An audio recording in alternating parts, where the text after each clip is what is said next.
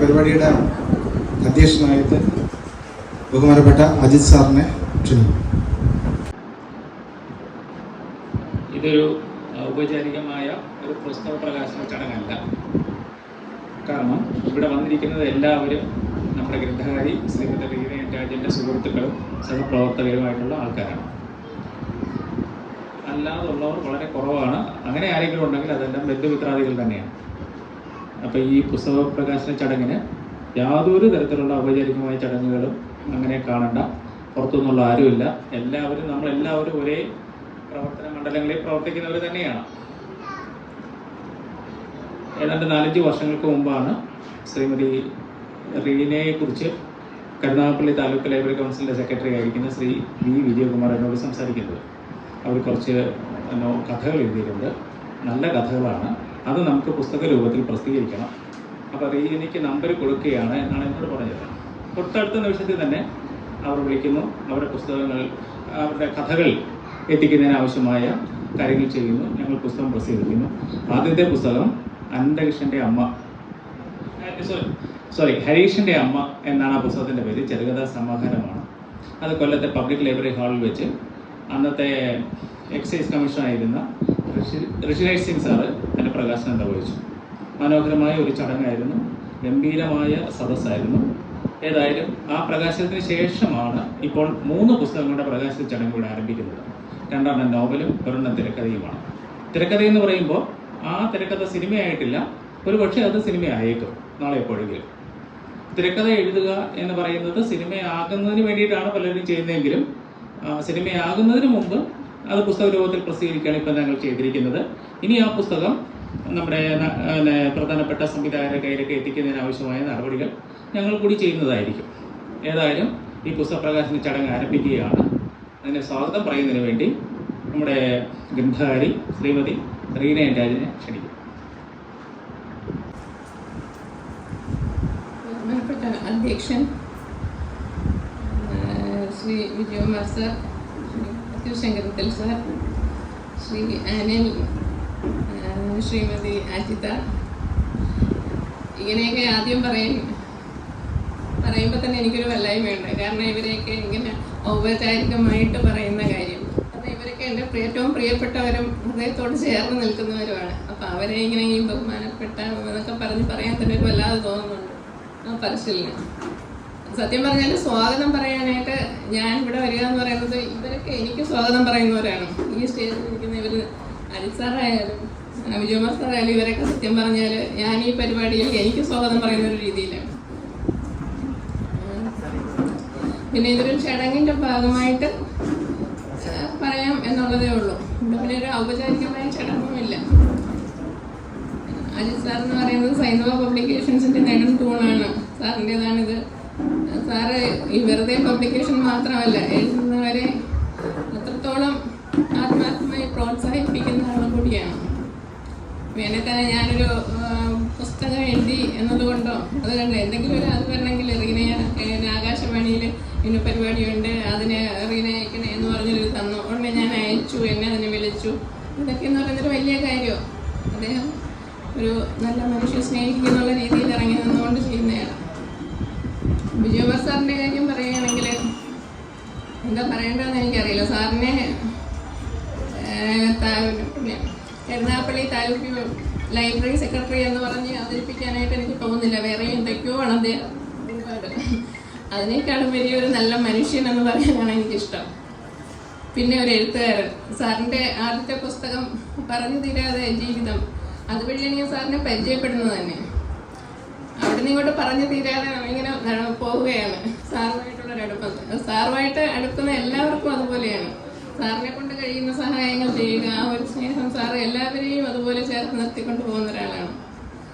അദ്ദേഹത്തിൻ്റെ അതുപോലെ തന്നെ അടുത്തതും പിന്നെ 2ാമത് വന്ന പ്രണയം തൊടുന്നേരം, ഈ പുസ്തകങ്ങളൊക്കെ വളരെ പെട്ടെന്ന് തന്നെ എത്രയോ അധികം പതിപ്പുകൾ ഇറങ്ങിക്കഴിഞ്ഞവയാണ്. എനിക്ക് തോന്നുന്നു കേരളത്തിൽ സാറിൻ്റെ പുസ്തകങ്ങളായിരിക്കും ഏറ്റവും കൂടുതൽ പതിപ്പുകൾ പ്രസിദ്ധീകരിച്ച് പെട്ടെന്ന് തന്നെ ഇറങ്ങുന്നതെന്ന് തോന്നുന്നു. പിന്നെ അടുത്തത് നമ്മുടെ ശ്രീ മാത്യു ശങ്കരത്തിൽ സാർ.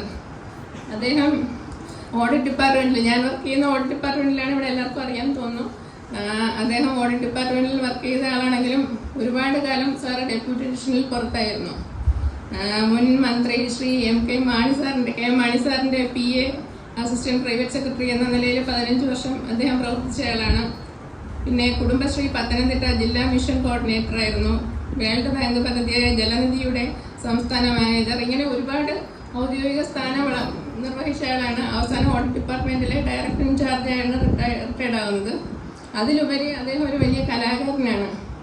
അതായത് ഇപ്പം ഈ പ്രായക്കര പാപ്പാൻ, സ്വപ്നങ്ങൾ പൂക്കുന്ന കാട്, കറുത്ത, നിഴലാട്ടം, ഏകൻ, ഗ്രാനി, രാഘവേട്ടൻ്റെ 16 രാമേശ്വരയാത്ര, ഇങ്ങനെ കുറേയധികം സിനിമകളിലും ഷോർട്ട് ഫിലിമുകളിലും ഒക്കെ അഭിനയിച്ചുകൊണ്ടിരിക്കുന്ന ഒരാളാണ്. ഒരു മനുഷ്യസ്നേഹി. ഓഡിറ്റ് ഡിപ്പാർട്ട്മെന്റിന് വെളിയിൽ അതിൻ്റെ കണക്കുകളിലൊക്കെ ഇടനിന്നും പുറത്ത് ചെന്ന ഒരു നല്ലൊരു മനുഷ്യസ്നേഹി എന്നുള്ള നിലയിൽ ഇത് പരിചയപ്പെടുത്താണ് കൂടുതൽ ഞാൻ ആഗ്രഹിക്കുന്നത്. പിന്നെ അതുപോലെ തന്നെ ഒരാൾ കൂടി സാറ് ശ്രീ ശിവകുമാർ സാറ്, അദ്ദേഹം ബ്ലോക്ക് പഞ്ചായത്ത് പ്രസിഡന്റാണ്. അദ്ദേഹം വളരെ പെട്ടെന്ന് തന്നെ നമ്മൾ ഓർക്കാതെ വിളിച്ചെങ്കിലും അദ്ദേഹം ഇവിടെ സന്നിഹിതനായി. അദ്ദേഹത്തെ ഞാൻ ഈ പരിപാടിയിലേക്ക് സ്വാഗതം ചെയ്യുകയാണ്, സന്തോഷത്തോടെ സ്വാഗതം ചെയ്യുകയാണ്. ഒരുപാട് വൈകിയാണ് അദ്ദേഹത്തെ അറിയിച്ചത് തന്നെ. പിന്നെ അനിൽ നായർ, നിങ്ങൾക്കൊക്കെ ഒരുപക്ഷെ അറിയുമായിരിക്കും. അനിൽ നായർ എന്ന് പറയുമ്പോൾ ആദ്യം ഔദ്യോഗികമായി പരിചയപ്പെടുത്തലിന് മുമ്പ് തന്നെ ഞാൻ പറയുന്നത്, എൻ്റെ കൂടെ ഡിഗ്രിക്ക് എൻ്റെ കൂടെ എൻ്റെ ക്ലാസ്സിൽ പഠിച്ചതാണ് അനിൽ. അന്ന് പലരും വന്ന് എൻ്റെ അടുത്ത് ചോദിക്കും, റീന സഹോദരൻ വന്നില്ലേ എടുത്ത് ചോദിച്ചിട്ടുണ്ട്. ഞാൻ സഹോദരനോ അതെങ്ങനെയൊന്നും അപ്പം പറയും, അയ്യോ റീനയുടെ സഹോദരനല്ലേ ആ കൂടെ ഇരുന്ന അനിലെന്നും പറഞ്ഞ് ചോദിച്ചിട്ടുണ്ട് കേട്ടോ. അതാണ് ഞാൻ എപ്പോഴും ആലോചിക്കുന്നത്. അപ്പം ഞാൻ ചോദിക്കും, കാണാൻ എന്തെങ്കിലും ഒരേപോലെ തോന്നിയോ, അതുകൊണ്ടാണോ ചോദിക്കുന്നത്. അപ്പം അനിൽ അന്നേ ഇങ്ങനെ ക്യാമറയായിട്ട് എപ്പോഴും ഇങ്ങനെ ആ ഒരു ഫോട്ടോഗ്രാഫിയുടെ ആ ഒരു ഇതുണ്ട്. അപ്പം ഞാനിങ്ങനെ ആലോചിക്കും, അത് കഴിഞ്ഞിട്ടും അന്ന് നമുക്ക് ഈ മൊബൈലൊന്നും ഇല്ലല്ലോ. അപ്പം അനിലിങ്ങനെ നല്ലൊരു ഫോട്ടോഗ്രാഫർ, നല്ലൊരു സിനിമയിൽ വർക്ക് ചെയ്ത് നല്ലൊരു ഇതെത്തിയിരുന്നെങ്കിൽ, ഒരു ഛായാഗ്രഹൻ എന്നെങ്കിലും മനസ്സിൽ വിചാരിക്കും. ചിലപ്പോഴൊക്കെ ഇങ്ങനെ സിനിമകളുടെ ഇതെല്ലാം കാണുമ്പോൾ ഞാൻ നോക്കും ഇങ്ങനെ ഒരു പേരുണ്ടോ എന്ന്. അപ്പോഴാണ് പിന്നെ ഒരിക്കലും അനിൽ നായർ കണ്ടത്. അപ്പം എനിക്കും ഇതാണോ എന്ന് സംശയമായിരുന്നു. പിന്നെ ഞങ്ങൾ കുറെ കഴിഞ്ഞ് ഇങ്ങനെ കണ്ടെത്തിയപ്പോഴത്തേക്ക് അതെ അത് തന്നെയാണ്. അനിലിൻ്റെയാണ് കുറേ പ്രസിദ്ധമായ സിനിമകൾ, Maya Mohini, Christian Brothers, My Boss, Keshu, ഈ വീടിൻ്റെ ഐശ്വര്യം, ഈ വീടിൻ്റെ നാടൻ, പിന്നെ Happy Husbands in Goa, 4 friends, ഇവർ വിവാഹിതരായി, ഇങ്ങനെ ഒട്ടനവധി സിനിമകളുടെ ഛായാഗ്രഹകനാണ് അനിൽ. പിന്നെ അനിലിനെ ഈ വേദിയിലേക്ക് ഞാൻ സ്വാഗതം ചെയ്യുന്നു. അജിത എന്ന് പറയുന്നത് എൻ്റെ സ്കൂളിൽ പഠിച്ചെൻ്റെ കൂട്ടുകാരിയാണ്. അന്ന് ഞങ്ങൾ രണ്ടുപേരും പഠിക്കുമ്പം അജിത സ്കൂൾ ഫസ്റ്റും 10ൽ ഞാൻ സെക്കൻഡും ആയിരുന്നു. അങ്ങനെ അജിതയെ പിന്നെ ഒരുപാട് കാലങ്ങൾക്ക് ശേഷം കണ്ട് ഇന്ന് ഞങ്ങൾ ആദ്യമായിട്ട് കാണുന്നത്, ശരിക്കും പറഞ്ഞാൽ പ്രീ ഡിഗ്രിക്ക് ഒന്നിച്ച് പഠിച്ചത്, അത് കഴിഞ്ഞ് ആദ്യമായിട്ടാണ് ഇന്ന് കാണുന്നത്. അജിത തിരുവനന്തപുരം യൂണിവേഴ്സിറ്റി കോളേജിലെ അസോസിയേറ്റ് പ്രൊഫസറാണ്, സുവോളജിയിൽ. ഒരു എഴുത്തുകാരിയാണ്. ഹൃദയം നിലയ്ക്കുന്ന നേരം എന്ന് പറഞ്ഞൊരു പുസ്തകം, ഒരു കവിതാ പുസ്തകം പ്രസിദ്ധീകരിച്ചിട്ടുണ്ട്. പിന്നെ സോഷ്യൽ മീഡിയയിലെല്ലാം എഴുതുന്നയാളാണ്. അജിതയും ഈ പരിപാടിയിലേക്ക് ഞാൻ ഔദ്യോഗികപൂർവ്വം സ്വാഗതം ചെയ്യുന്നു. ആദ്യം ഞാൻ പറഞ്ഞ അനിൽ സാലം, നമ്മുടെ വിജയകുമാർ സാറിനെയും പിന്നെ അജിത് സാറിനെയും അവരെ ഞാൻ സ്വാഗതം ചെയ്യുന്നു എന്ന് പറഞ്ഞില്ല. ആരെങ്കിലും ഒക്കെ ശ്രദ്ധിച്ചു. സത്യം പറഞ്ഞാൽ അവരെന്നെയാണ് സ്വാഗതം ചെയ്യാനെന്നുള്ളതാണ് എൻ്റെ ആഗ്രഹം. കാരണം അവർ ആ തരത്തിലാണ് ഈ ഒരു പരിപാടി റീന നടത്തുന്നില്ലേ, അങ്ങനെ ചെയ്യുന്നില്ല, ഇങ്ങനെ ചെയ്യില്ലേ. വിജയകുമാർ സാറാണെങ്കിലും ഞാൻ ഇതിൻ്റെ ഒരു കാര്യം ചോദിച്ചപ്പോൾ സാറങ്ങനെ ഒരുപാട് ഇതിനെപ്പറ്റി പറഞ്ഞിട്ട് ഞാൻ ചോദിച്ചു, സാറേ ഇപ്പം എങ്ങനെയുണ്ട്, സുഖമാണ്? റീനെ ഞാൻ അരമണിക്കൂറിന് സർജറി എടുക്കാൻ പോവുകയാണ്, അവിടെ ഇരിക്കുകയാണ്. അപ്പം ആ തരത്തിൽ, അതായത് സർജറിക്ക് കയറുന്നതിന് മുമ്പ് പോലും ഇതിൻ്റെ കാര്യങ്ങൾ പറഞ്ഞെന്ന് അത്രയും നമ്മളോട് ചേർന്ന് നിൽക്കുന്ന ഒരാളാണ്. അപ്പം അവരെ അതുകൊണ്ട് ഞാൻ സ്വാഗതം പറയുന്നില്ല തൽക്കാലം. പിന്നെ എഴുത്തിനെ പറ്റിയൊന്നും ഞാൻ കൂടുതലൊന്നും അതിലാക്കുന്നില്ല. എഴുത്തെന്ന് പറയുന്നത് ഒരു പ്രത്യേക കാര്യത്തിൽ എങ്ങനെയോ ഇങ്ങനെ വന്നു ചേരുന്നതാണ്, എഴുതിപ്പോകുന്നു. ഇതിപ്പോൾ എൻ്റെ 3, 4, 5 പുസ്തകം. ഇടക്കാലത്ത് വെച്ചാൽ എനിക്ക് എൻ്റെ കണ്ണിൻ്റെ ഒരു കാഴ്ച അങ്ങ് മങ്ങി. അപ്പോഴത്തേക്ക് ഞാൻ വിചാരിച്ചു, അയ്യോ ഇതിനെ കാണാതെ വീണ്ടും അങ്ങ് ആയിപ്പോയാൽ ഈ എഴുതിയത് ഒന്ന് പുസ്തകമാക്കണമെങ്കിലോ അല്ലെങ്കിൽ ഒന്ന് വായിക്കണമെങ്കിലോ പോലും ഞാൻ എഴുതിക്കുന്ന വളരെ സ്പീഡിന് വൃത്തിയായിട്ട് അക്ഷരത്തിൽ ആർക്കും വായിക്കാൻ പറ്റില്ല. അപ്പോൾ ഇത് എന്ത് ചെയ്യുമെന്ന് അങ്ങനെ ഞാൻ ഉള്ള കണ്ണൊക്കെ വെച്ച് കുറേയൊക്കെ ഇതാക്കി DTP കൊടുത്ത് അങ്ങനെ എടുത്തതാണ്. അങ്ങനെയാണ് ഇത് 3 കൂടെ ഇങ്ങനെ ഇപ്പം ചെയ്യാമെന്ന് വിചാരിച്ചത്. പിന്നെ എഴുത്തിനെ പിന്നെ വേറെ കൂടുതലൊന്നും പറയില്ല. എഴുത്ത് ഒരുപാട് ചില നേരങ്ങളിൽ.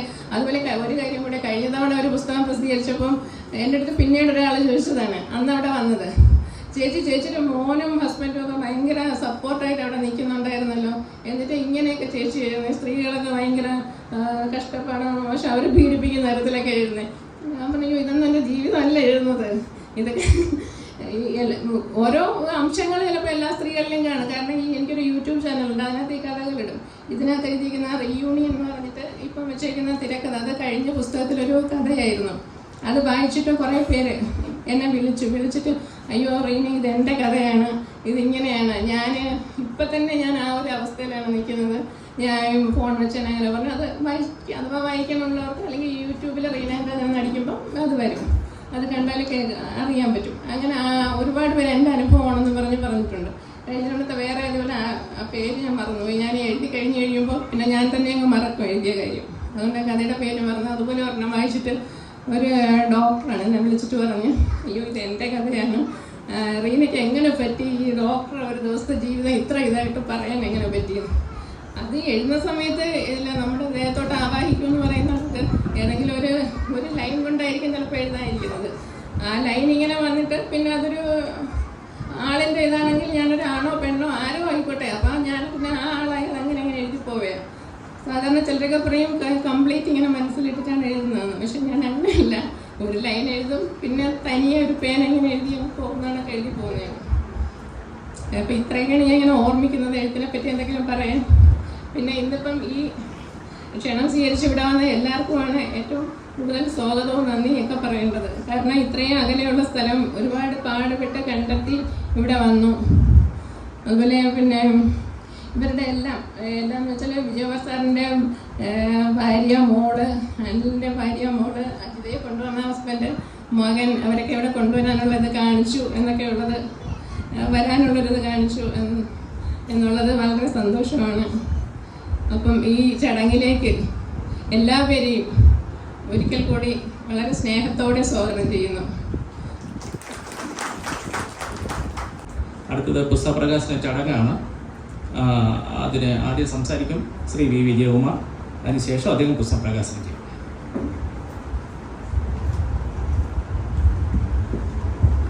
ഏറ്റവും പ്രിയപ്പെട്ടവരെ, നേരത്തെ അജിത് ഏട്ടനും പിന്നെ റീനയും പറഞ്ഞതുപോലെ ഇതൊരു പുസ്തക പ്രകാശനത്തിൻ്റെയും വലിയ സാഹിത്യ വർത്തമാനങ്ങളുടെയും ഔപചാരികമായ ഒരു ചടങ്ങല്ല.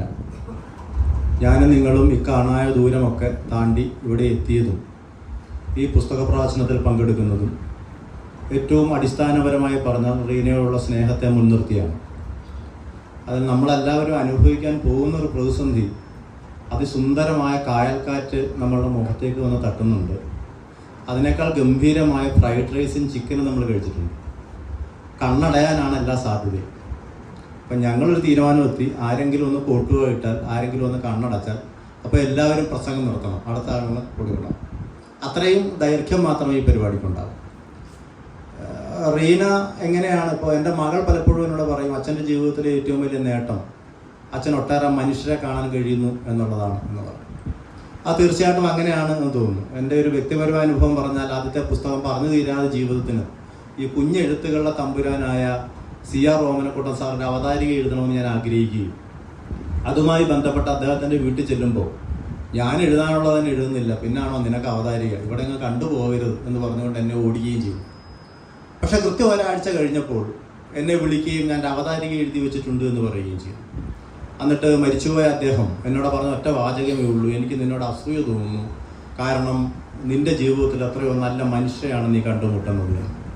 അപ്പോൾ തൊട്ടടുത്തിരുന്ന ആഹാരം വിളമ്പെത്തുന്ന ടീച്ചർ ഒന്ന് പൂരിപ്പിച്ചു, അത്തരം നല്ല മനുഷ്യർ നിങ്ങളുടെ ചുറ്റിനുമുണ്ട്, അവരെ കാണാനുള്ള ഒരു കണ്ണുകൂടി നിങ്ങൾക്കുണ്ടാകണം എന്ന് പറഞ്ഞു. ഇത് നമ്മളെല്ലാവരെയും ബാധിക്കുന്ന അടിസ്ഥാനപരമായ ജീവിതത്തിൻ്റെ ഒരു സത്യമാണ് എന്ന് ഞാൻ കരുതുന്നുണ്ട്. അങ്ങനെയാണ് റീന നമ്മളുടെയൊക്കെ ജീവിതത്തിൻ്റെ നിതാന്തമായൊരു ഭാഗമാകുന്നത്.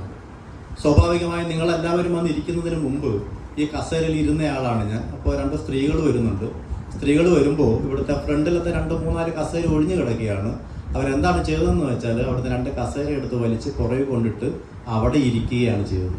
ഒരു പൊതു ഇടത്തേക്ക് നമ്മൾ വരുമ്പോൾ നമ്മളെക്കാത്തൊരു കസേര ഉണ്ടെങ്കിൽ അത് ഏറ്റവും ആദ്യം ഇരിക്കേണ്ടത് നമ്മളാണ് എന്ന ബോധം പോലും നമ്മൾ മറച്ചു വെക്കുമ്പോൾ പിന്നോട്ട് വലിക്കുന്ന ജീവിതാനുഭവങ്ങളെ ഒരു പുഞ്ചിരിയോടെ നേരിട്ടുകൊണ്ട് തൻ്റെ എഴുത്തിൻ്റെയും തൻ്റെ സർഗാത്മകതയുടെയും ഇടയിലേക്ക് കടന്നു പോകുന്ന റീന പുതിയ കാലത്തിൻ്റെ സർഗാത്മക സ്ത്രീത്വത്തിൻ്റെ ഏറ്റവും വലിയ കൊടിയടയാളമാണ് എന്ന് എനിക്ക് അഭിമാനത്തോടുകൂടി പറയാൻ സാധിക്കും. വളരെ ലളിതമായാണ് റീന പറയുന്നത്. ഒരു കടൽ കുറിക്കുന്ന ലാഘവത്തോടെ, സാർ എൻ്റെ കണ്ണിൻ്റെ കാഴ്ച ചിലപ്പോൾ നഷ്ടപ്പെടും കേട്ടോ, പക്ഷേ എനിക്ക് പുസ്തകം എഴുതണം എന്ന് പറയുന്നു. എനിക്ക് ഡ്രൈവിംഗ് ലൈസൻസ് എടുക്കണം എന്ന് പറയുന്നു. സ്വന്തം ശരീരം 101 ആവർത്തി വേണ്ട വേണ്ട വേണ്ട എന്ന് പറയുമ്പോഴും ആ ശരീരത്തെ മനസ്സുകൊണ്ട് അതിജീവിച്ചുകൊണ്ട് റീന നൃത്തം രംഗത്ത് അവതരിപ്പിക്കുന്നു. നിങ്ങൾ നോക്കൂ, കൊച്ചു കൊച്ചു വേദനകൾ, കൊച്ചു കൊച്ചു സന്ത്രാസങ്ങളിൽ, സങ്കടങ്ങളിൽ വീണു പോകുന്നവരാണ് മനുഷ്യൻ എന്നിരിക്കെ ആ മനുഷ്യന് ഏറ്റവും ആത്യന്തികമായി ചെയ്യാൻ കഴിയാവുന്നതൊന്ന് ആത്മഹത്യയുടെ അനായാസതയാണ് എന്ന് ലോകം പറയുമ്പോൾ അതിനൊക്കെ അപ്പുറത്ത് ജീവിതം എന്നത് നിരന്തരം നിരന്തരം നിരന്തരം സമരം നടത്തേണ്ട ഒന്നാണ് എന്ന് റീന പഠിപ്പിക്കുമ്പോൾ അതൊരു പുതിയ കാലത്തിൻ്റെ സർഗാത്മക സ്ത്രീത്വമാണ് കേട്ടോ. 2030 ലോകത്തെ ആണും പെണ്ണും തമ്മിലുള്ള അവസാനത്തെ വേർതിരിവും ഇല്ലാതാകും എന്ന് ഐക്യരാഷ്ട്രസഭ നമ്മളെ പഠിപ്പിക്കുന്നുണ്ട്. ജെൻഡർ ന്യൂട്രലായ ഒരു ലോകം നമുക്ക് ഉണ്ടാകും എന്ന് പറയുന്നുണ്ട്. അവിടെ കേവലം ശാക്തീകരണത്തിൻ്റെ അടയാളപ്പടങ്ങളിൽ, കുടുംബശ്രീയുടെ അക്കപ്പെരുക്കങ്ങളിൽ ഒന്നുമല്ല സ്ത്രീകൾ അടയാളപ്പെടേണ്ടതൊന്നും ഇത്തരത്തിലുള്ള ജീവിത മാതൃകകളെ മുന്നോട്ട് വെച്ചാണ് എന്ന് ഞാൻ കരുതുന്നുണ്ട്. ആ കരുതലിനെ 101 ആവർത്തി റീന സ്വന്തം ജീവിതം കൊണ്ട് സാക്ഷ്യപ്പെടുത്തുന്നുണ്ട് എന്നതാണ് ഇക്കാണായ ദൂരമെല്ലാം താണ്ടി ഈ ഞായറാഴ്ചകളുടെ എല്ലാ ആലസ്യങ്ങളെയും മാറ്റിവെച്ചുകൊണ്ട് എൻ്റെ മുമ്പിൽ ഇങ്ങനെ നക്ഷത്രം പൂക്കുന്ന കണ്ണുകളോടെ ഇരിക്കാൻ നിങ്ങളെ പ്രേരിപ്പിക്കുന്നത് എന്ന് ഞാൻ കരുതുന്നു. ഒരുപക്ഷെ നിങ്ങൾ കണ്ടിട്ടുള്ള ജീവിതത്തിൻ്റെ ഏറ്റവും ആദ്യത്തെ പുസ്തക പ്രകാശനങ്ങളിലൊന്നും ഇതായിരിക്കും ഞാൻ കരുതുന്നു. അതല്ലെങ്കിൽ നിങ്ങൾ വായിക്കാൻ പോകുന്ന ആദ്യത്തെ പുസ്തകങ്ങളിലൊന്നും ചിലപ്പോൾ റീനയുടേതായിരിക്കും ഞാൻ കരുതുന്നു. അങ്ങനെയാണ് എങ്കിൽ അതൊരു എഴുത്തിൻ്റെയും ഒരു ജീവിതത്തിൻ്റെയും ഒരു നന്മയുടെയും സത്യസാക്ഷ്യമാണ്. എങ്ങനെയാണ് റീന ജീവിതത്തിലേക്ക് കടന്നു വരുന്നത് എന്ന് കൂടി പറഞ്ഞിട്ട് വളരെ പെട്ടെന്ന് അവസാനിപ്പിക്കാം എന്നാണ് ഞാൻ കരുതുന്നത്. ഒരു പുസ്തകം, പ്രണയം തൊടും നേരം എന്നാണ് പുസ്തകത്തിൻ്റെ പേര്. അതിൽ തിരുത്തുണ്ട്. ഈ ഭാര്യമാർ എഴുതുമ്പോൾ ഭർത്താക്കന്മാർ മാത്രമല്ല, ഭർത്താക്കന്മാർ എഴുതുമ്പോൾ ഭാര്യമാർക്ക് ഈ പറയുന്ന പ്രശ്നങ്ങളുണ്ട്. അതിനെ അതിജീവിക്കാൻ ചിലപ്പോഴും ഭാര്യമാർക്ക് കഴിയാറിയുമില്ല. അപ്പോൾ പ്രണയം തൊടും നേരം എന്നൊരു പുസ്തകം, അതൊരു വലിയ പുസ്തകമൊന്നുമല്ല, പക്ഷേ ഞാൻ നന്നായി സമയമെടുത്ത് എഴുതുന്നയാളാണ്. അങ്ങനെ എഴുതുമ്പോൾ ആ പുസ്തകത്തിൻ്റെ 16 അധ്യായങ്ങളിലേക്ക് 16 കവിതകൾ വേണം എന്ന് ഞാൻ തീരുമാനിക്കുന്നുണ്ട്. ആ 16 കവിതകളിൽ സച്ചിദാനന്ദ മാഷ് വരെയുള്ള കവിതകളുണ്ട്. ആ കവിതകളിലേക്ക് ഇനിയും അടയാളപ്പെടാത്ത, സമൂഹത്തിൻ്റെ ഓരം ചേർന്ന് നിൽക്കുന്ന, നന്നായി കവിത എഴുതുന്ന 4-5 സ്ത്രീകളെ അടയാളപ്പെടുത്തേണ്ടത് എൻ്റെ ഒരു ധർമ്മമാണ് എന്ന് നിർവഹിച്ചുകൊണ്ടാണ് വളരെ അവിചാരിതമായി ഈ റീനയ്ക്കൊപ്പം ജോലി ചെയ്യുന്ന പ്രദീപ് എന്നെ റീനയുടെ കുറച്ച് കവിതകൾ, കലാകൗമുദിലടക്കം വരുന്ന കവിതകൾ എനിക്ക് ഇട്ടുതരുന്നത്.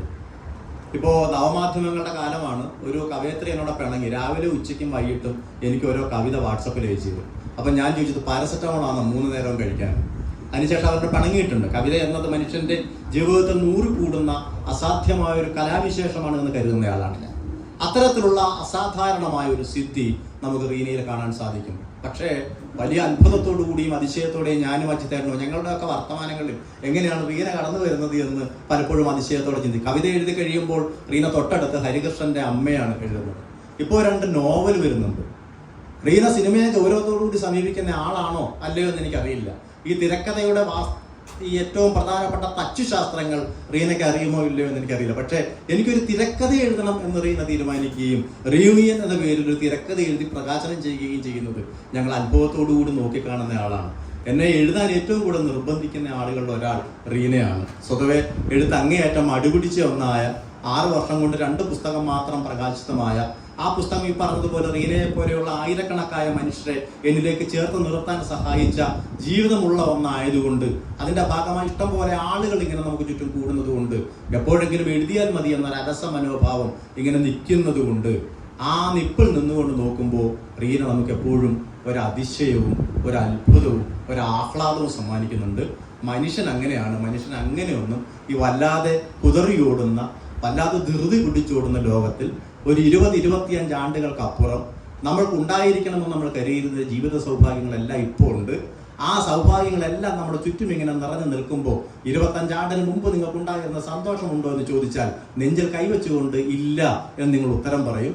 എങ്ങനെയാണ് നിങ്ങളുടെ സന്തോഷം ഇല്ലാതായി പോയത് എന്ന് ചോദിച്ചാൽ, നിങ്ങളുടെ വർത്തമാനം ഇല്ലാതായി പോയതുകൊണ്ട്, നിങ്ങളുടെ പാട്ടില്ലാതായി പോയതുകൊണ്ട്, നിങ്ങളുടെ വായന ഇല്ലാതായി പോയതുകൊണ്ട്, പരസ്പരം ഊഷ്മളമായി ചേർത്ത് പിടിക്കുന്ന നിങ്ങളുടെ സൗഹൃദം ഇല്ലാതായി പോയതുകൊണ്ട്, ഉപാധികളില്ലാതെ ആദ്യവും അവസാനവും സ്നേഹിക്കേണ്ട ഒന്നാണ് മനുഷ്യൻ എന്ന് മറന്നുപോയതുകൊണ്ട്, എത്രയും പെട്ടെന്ന് പഠിപ്പിച്ച് ഡോക്ടറും എഞ്ചിനീയറും ആക്കേണ്ട ഉരുപ്പടികളാണ് മക്കൾ എന്ന് രക്ഷകർത്താക്കൾ തീരുമാനിച്ചുറപ്പിച്ചു പോയതുകൊണ്ട് നമ്മളുടെ ശമ്പളത്തിൻ്റെ അക്കപ്പെരുക്കങ്ങളിൽ വേദന പൂണ്ടുന്നതുകൊണ്ട് നമ്മൾ സന്തോഷിക്കാനുള്ള ഇടങ്ങൾ ഇല്ലാതാകുമ്പോൾ കൊച്ചു കൊച്ചു സന്തോഷങ്ങളുടെ ചാറ്റൽ മഴ നനഞ്ഞു പോയ ഒരു സ്ത്രീ നമ്മുടെ മുമ്പിലുണ്ട്.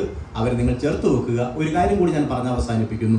അത് അജിത്തേട്ടൻ പറഞ്ഞിടത്താണ് ചില ആളുകളുടെ ഈ ജീവിതത്തിൻ്റെ വിജയത്തിന് മുന്നിൽ അവരിങ്ങനെ പൊയ്ക്കൊള്ളൂ എന്ന് പറഞ്ഞ് പ്രേരിപ്പിച്ചുകൊണ്ട് നിൽക്കാൻ ഈ ആകാശ ഗോപുരങ്ങൾ പോലെ ചിലരുണ്ടാകും. അതിലേറ്റവും പ്രധാനപ്പെട്ട 2 ആളുകളാണ് റീനയുടെ ഭർത്താവും മകനും ഞാൻ കരുതുന്നു. അവരെ ഹൃദയത്തോട് ചേർത്ത് നിർത്തി ഞാൻ ഈ നല്ല സായാഹ്നത്തിൽ ഞാൻ അഭിവാദ്യം അർപ്പിക്കുന്നു. ഞാൻ നേരത്തെ പറഞ്ഞ വാക്ക് പാലിക്കുകയാണ്. ഒരാളുടെയും കണ്ണടഞ്ഞില്ല, ഒരാളും കൊട്ടുപോയിട്ടില്ല. അത് എൻ്റെ മിടുക്കല്ല, നിങ്ങൾ എന്നോട് കാണിച്ച ദയയാണ് ഞാൻ തിരിച്ചറിയുന്നു. റീനയുടെ സ്നേഹം നിങ്ങളെയും നിങ്ങളുടെ സ്നേഹം റീനയെയും ചേർത്ത് നിർത്തട്ടെ. ഇന്ന് വൈകിട്ട് ആകാശച്ചെരുവിലേക്ക് റീനി ഒന്ന് നോക്കുമ്പോൾ നല്ല പ്രകാശത്തോടെ കത്തി നിൽക്കുന്ന ഒരു നക്ഷത്രത്തിന് പതിവിൽ കൂടുതൽ തിളക്കമുണ്ട് എന്ന് റീനയ്ക്കും സനിവിനും തോന്നട്ടെ എന്ന് ഞാൻ ആശംസിക്കുന്നു. അത് റീനയുടെ വിജയത്തിൻ്റെ അടയാളപ്പെരുക്കങ്ങളാണ്. അതിൽ സാക്ഷികളാകുക എന്നത് ഇത് നമുക്ക് കേവലം ഒരു ചടങ്ങല്ല, കേവലം ഒരു ഔപചാരികതയല്ല. ഞാനും നിങ്ങളും ഹൃദയത്തോട് ഹൃദയം ചേർത്ത് വെച്ച് ഇടപെടുന്ന അല്പമാത്രകളാണ് എന്ന് മാത്രം പ്രഖ്യാപിച്ചുകൊണ്ട് അഭിമാനത്തോടെ സന്തോഷത്തോടു കൂടി ഒരു സാഹിത്യ പ്രവർത്തകൻ എന്ന നിലയിൽ, സാംസ്കാരിക പ്രവർത്തകൻ എന്ന നിലയിൽ, പുസ്തക പ്രകാശനങ്ങൾ പുതുമയല്ലാത്ത, വർത്തമാനങ്ങൾ പുതുമയല്ലാത്ത, സാംസ്കാരിക സദസ്സുകൾ പുതുമയല്ലാത്ത ഒരാളാണ് ഞാൻ. എൻ്റെ ജീവിതത്തിൽ ഞാൻ ചേർത്തു വെക്കുന്ന ഒരേടായി ഇത് മാറിയിരിക്കുന്നു. പഠനമുണ്ടെങ്കിൽ തല്ലുകൊന്ന അവധി എടുക്കാത്ത ഒരാളാണ് എൻ്റെ മകൾ. അവൾ ജീവിതത്തിൽ ആദ്യമായി ഒരു അവധി എടുത്തത് ഇന്നലെയാണ്. അത് ഈ ചടങ്ങിൽ പങ്കെടുക്കാനുള്ളത് എൻ്റെ മിടുക്കല്ല, റീനയുടെ മിടുക്കാണ്. ഞാൻ പറഞ്ഞ് അവസാനിപ്പിക്കുകയാണ്. റീന പുസ്തകപ്പെരുക്കത്തിൻ്റെ ആഹ്ലാദ പ്രകർഷങ്ങളിലേക്ക് എന്നെ ഇങ്ങനെ ഫോൺ വിളിച്ചുകൊണ്ടിരുന്നപ്പോൾ ഞാൻ പറഞ്ഞു, റീന ഇപ്പോൾ പറഞ്ഞതെല്ലാം ഞാൻ കേട്ടിരിക്കുന്നു, ഇതെൻ്റെ അവസാനത്തെ കാളാണ്. ഞാനിപ്പോൾ ഒരു സർജറിക്ക് ഓപ്പറേഷൻ തിയേറ്ററിലേക്ക് പോവുകയാണ്. തിരിച്ച് 1.5 ദിവസം കഴിഞ്ഞ് ബോധം വീഴുമ്പോൾ നമുക്ക് വീണ്ടും പുസ്തക പ്രകാശനത്തെക്കുറിച്ച് സംസാരിക്കാം എന്ന് പറഞ്ഞാണ് ഞങ്ങൾ അവസാനിപ്പിച്ചത്. അന്ന് ചർച്ച ചെയ്ത ഞാനും അജിത്തേട്ടനും റീനയും എല്ലാം കൂടി ചർച്ച ചെയ്ത ആ സായാഹ്നത്തെ മനോഹരമാക്കിയത് ഞങ്ങളാരുമല്ല. ഞാൻ ഒരിക്കൽ കൂടി പറയുന്നു, എൻ്റെ മുമ്പിലിരിക്കുന്ന നിങ്ങളാണ്. നിങ്ങളുടെ സ്നേഹത്തെ ചേർത്ത് നിർത്തി ഈ പുസ്തകങ്ങൾ റീനയുടെ ജീവിതത്തെ അടയാളപ്പെടുത്തി ഞാൻ പ്രകാശനം ചെയ്യുന്നു. നന്ദി, നമസ്കാരം.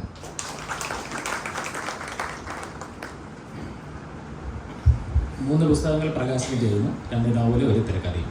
3 പുസ്തകങ്ങൾ പ്രകാശനം ചെയ്യുന്നത് ലൈബ്രറി കൗൺസിലിൻ്റെ താലൂക്ക് സെക്രട്ടറി ശ്രീ വി വിജയകുമാറാണ്. പുസ്തകത്തിൻ്റെ കോപ്പികൾ ഏറ്റുവാങ്ങുന്നത് Shri Anil Nair, Shri Mathew sir, doctor Ajitha VS. 4 പേരെയും ക്ഷണിക്കും.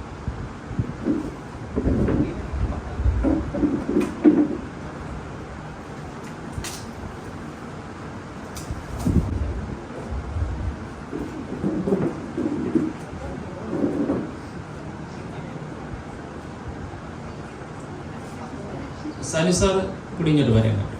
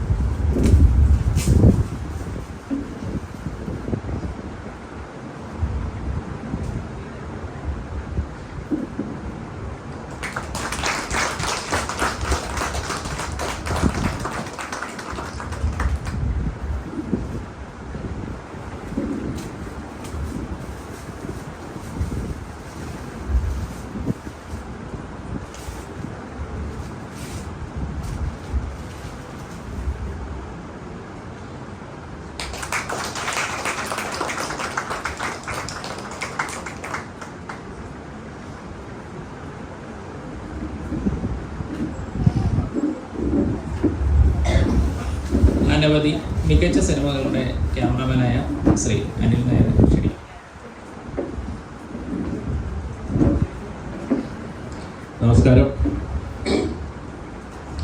ഇവിടെ ഒരു അതിഗംഭീരമായ പ്രസംഗത്തിന് ശേഷം ഏറ്റവും മോശമായ വാക്കുകൾ പറയാൻ ഞാൻ നിർത്തിയിരിക്കുകയാണ്. കാരണം ഞങ്ങളൊക്കെ ക്യാമറയ്ക്ക് പിന്നിൽ നിന്ന് കളിക്കുന്ന ആൾക്കാരാണ്. മുമ്പിലോട്ട് ഇപ്പോൾ അതുകൊണ്ട് തന്നെ എൻ്റെ പേര് പറഞ്ഞാൽ തന്നെ പലർക്കും, അല്ലെങ്കിൽ എന്നെ കണ്ടാൽ തന്നെ പലർക്കും അറിയില്ല. അതുകൊണ്ട് റീന ആ ഒരു ബുദ്ധി ഉപയോഗിച്ചു കുറേ ചിത്രങ്ങളുടെ പേര് പറഞ്ഞു. ഞാൻ ഏകദേശം ഒരു 27 ചിത്രങ്ങളോളം വർക്ക് ചെയ്തിട്ടുണ്ട്. അതിൽ ആൾമോസ്റ്റ് കുറേ 20ഓളം ചിത്രങ്ങൾ ഹിറ്റുകളാണ്. ആ ഹിറ്റുകളുടെ പേരുകളാണ് റീന പറഞ്ഞത്. ഇപ്പം ഞാൻ ഇപ്പോൾ ലാസ്റ്റ് ചെയ്തുകൊണ്ടിരിക്കുന്ന എൽ ജഗദമ്മ സ്റ്റേറ്റ് ഫസ്റ്റ് എന്ന് പറഞ്ഞിട്ട് ഉർവശി അഭിനയിക്കുന്ന ഒരു ഹ്യൂമർ ചിത്രമാണ്. അതിൻ്റെ ഷൂട്ടിങ്ങാണ് ഇപ്പോൾ ഇടയ്ക്ക് മറക്കൊക്കെ നടന്നുകൊണ്ടിരിക്കുന്നത്. ഓണം റിലീസായിരിക്കും. പിന്നെ ഇങ്ങനെ ഒരു ചടങ്ങിൽ പങ്കെടുക്കാൻ സാധിച്ചതിൽ വളരെ സന്തോഷം. റീന എന്നെ ക്ഷണിച്ചതിൽ നന്ദി പറയുന്നു. റീനയും ഞാനോട് ഒരുമിച്ച് BSc മാത്സ് ക്ലാസ്സിൽ പഠിച്ചിരുന്നവരാണ്. എനിക്ക് കിട്ടിയ ബുക്ക് തന്നെ റീയൂണിയനാണ്. ഇപ്പോൾ ഞങ്ങളുടെ കൂടെ പഠിച്ച കുറച്ച് ആൾക്കാരും ഇവിടെ ഇരിപ്പുണ്ട്. ഒരു റീയൂണിയൻ പോലത്തെ ഒരു അവസരം ഉണ്ടാക്കി തന്നു. കുറേ നാളിന് മുമ്പ് തന്നെ റീന പലപ്പോഴും എനിക്ക് കവിതകൾ അയച്ചു തരുമായിരുന്നു. അപ്പോൾ ആ കവിതകളിലെല്ലാം ഞാൻ നോക്കുമ്പോൾ ഒരു സബ്ജക്റ്റാണ് റിഫ്ലക്റ്റ് ചെയ്ത് വന്നുകൊണ്ടിരുന്നത്. മരണമായിരുന്നു അന്ന് കൂടുതലുണ്ടായിരുന്നത് അല്ലേ.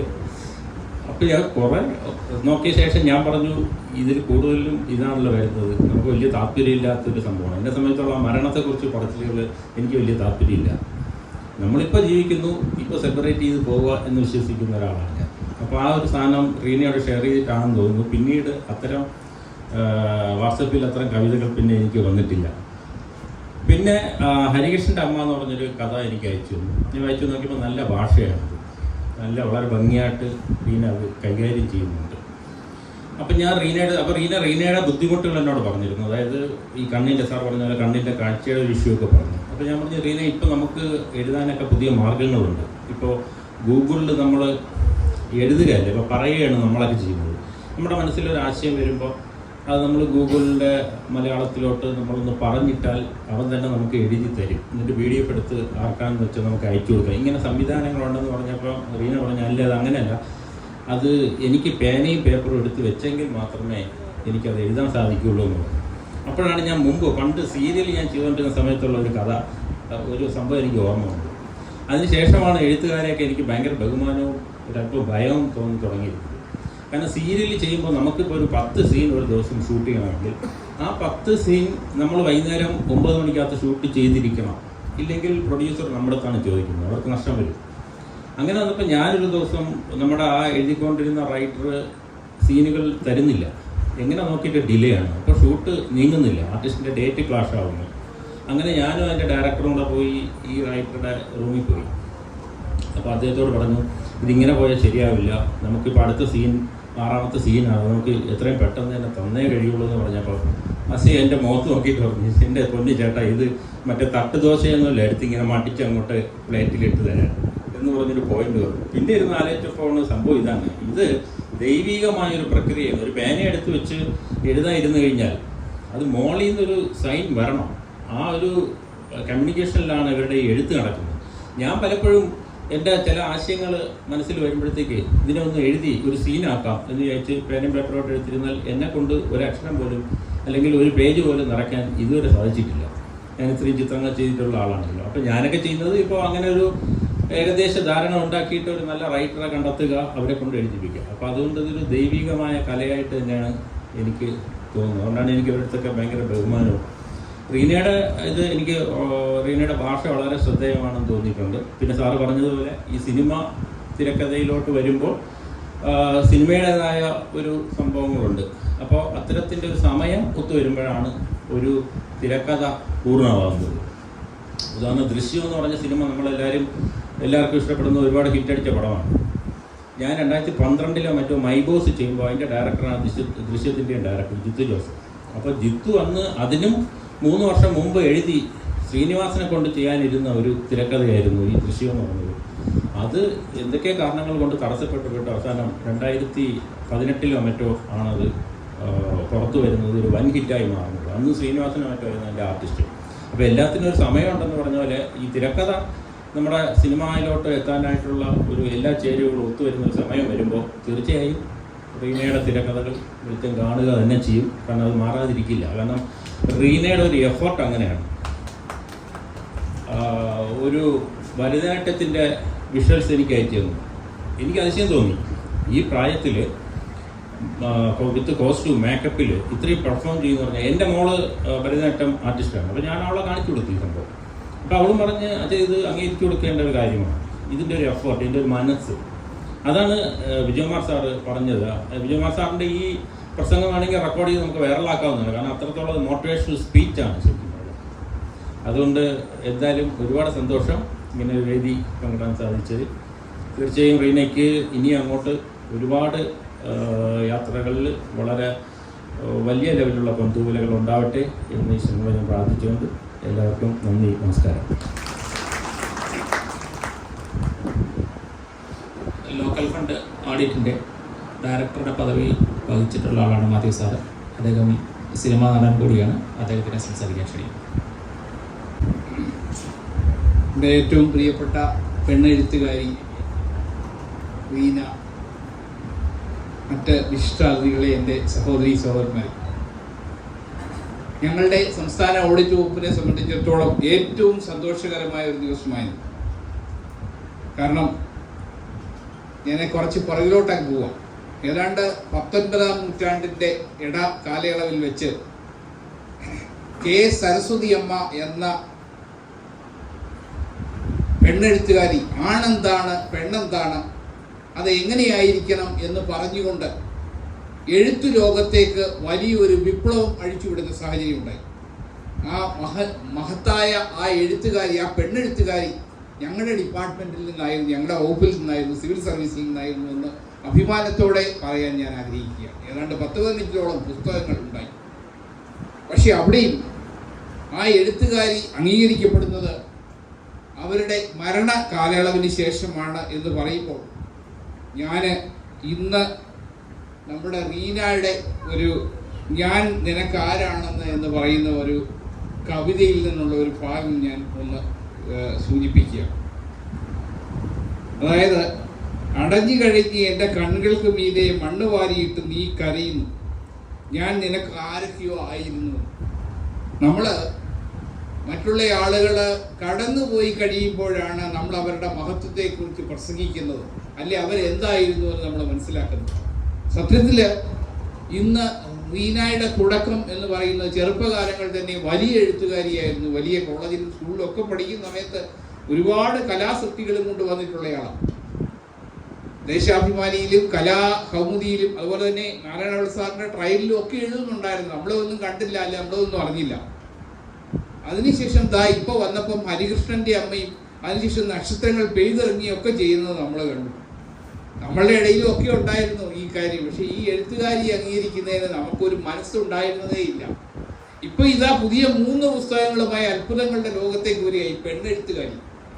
ഇവർക്ക് അംഗീകാരം കൊടുക്കേണ്ടതിന്റെ പൂർണ്ണ ഉത്തരവാദിത്വം ഇവിടെ ഇരിക്കുന്ന ഞാനും നിങ്ങളും അടങ്ങുന്ന ഈ സമൂഹത്തിന് തന്നെയാണ്. കാര്യം തുടക്കം ഇവിടെ നിന്നാണ്. ഇതൊരു ചെറിയ എഴുത്തുകാരിയാണ്. ഈ ചെറിയ എഴുത്തുകാരിയെ വലുതിലേക്ക് കൊണ്ടുവരണമെങ്കിൽ അവർക്ക് ഒരു പ്രേരണ കൊടുക്കണം എന്നുണ്ടെങ്കിൽ, അവർക്ക് ഒരു പ്രോത്സാഹനം കൊടുക്കണമെന്നുണ്ടെങ്കിൽ അത് നമ്മൾ തന്നെ ഏറ്റെടുത്തേ പറ്റത്തുള്ളൂ. അതുകൊണ്ട് ഈ പുസ്തകങ്ങൾക്കും അതുപോലെ തന്നെ റീനായ്ക്കും ഒരു പ്രചാരം കൊടുക്കുവാനും അതുപോലെ തന്നെ ഇവരുടെ ഈ കൃതികളെ അംഗീകരിക്കുവാനും നമുക്ക് 4 പേരുടെ ഇടയിലേക്ക് ഇത് കൊണ്ടുപോകുവാനും കഴിയണം. തീർച്ചയായിട്ടും നിങ്ങളെല്ലാവരും അത്ര ഉത്തരവാദിത്വം ഏറ്റെടുക്കുമെന്ന് ഞാൻ പ്രതീക്ഷിക്കുകയാണ്. അതുപോലെ ഈ അവസരത്തിൽ ഞാൻ നമ്മുടെ സൈതവ പബ്ലിക്കേഷൻസിനെ, അദ്ദേഹത്തിനെ ഞാൻ പ്രത്യേകമായിട്ട് അഭിനന്ദിക്കുകയാണ്. കാര്യം കേട്ടറിഞ്ഞു വന്ന ചില കാര്യങ്ങൾ അത് കൃത്യമായി ഏറ്റെടുത്തുകൊണ്ട് ഒരു പുസ്തക രൂപത്തിലേക്കൊക്കെ കൊണ്ടുവരുവാൻ കാണിച്ച ധൈര്യം എത്രയോ വലുതാണ് എന്ന് ഞാൻ ചിന്തിക്കുക. തീർച്ചയായിട്ടും ഞാൻ അദ്ദേഹത്തെ അഭിനന്ദിക്കുന്നു.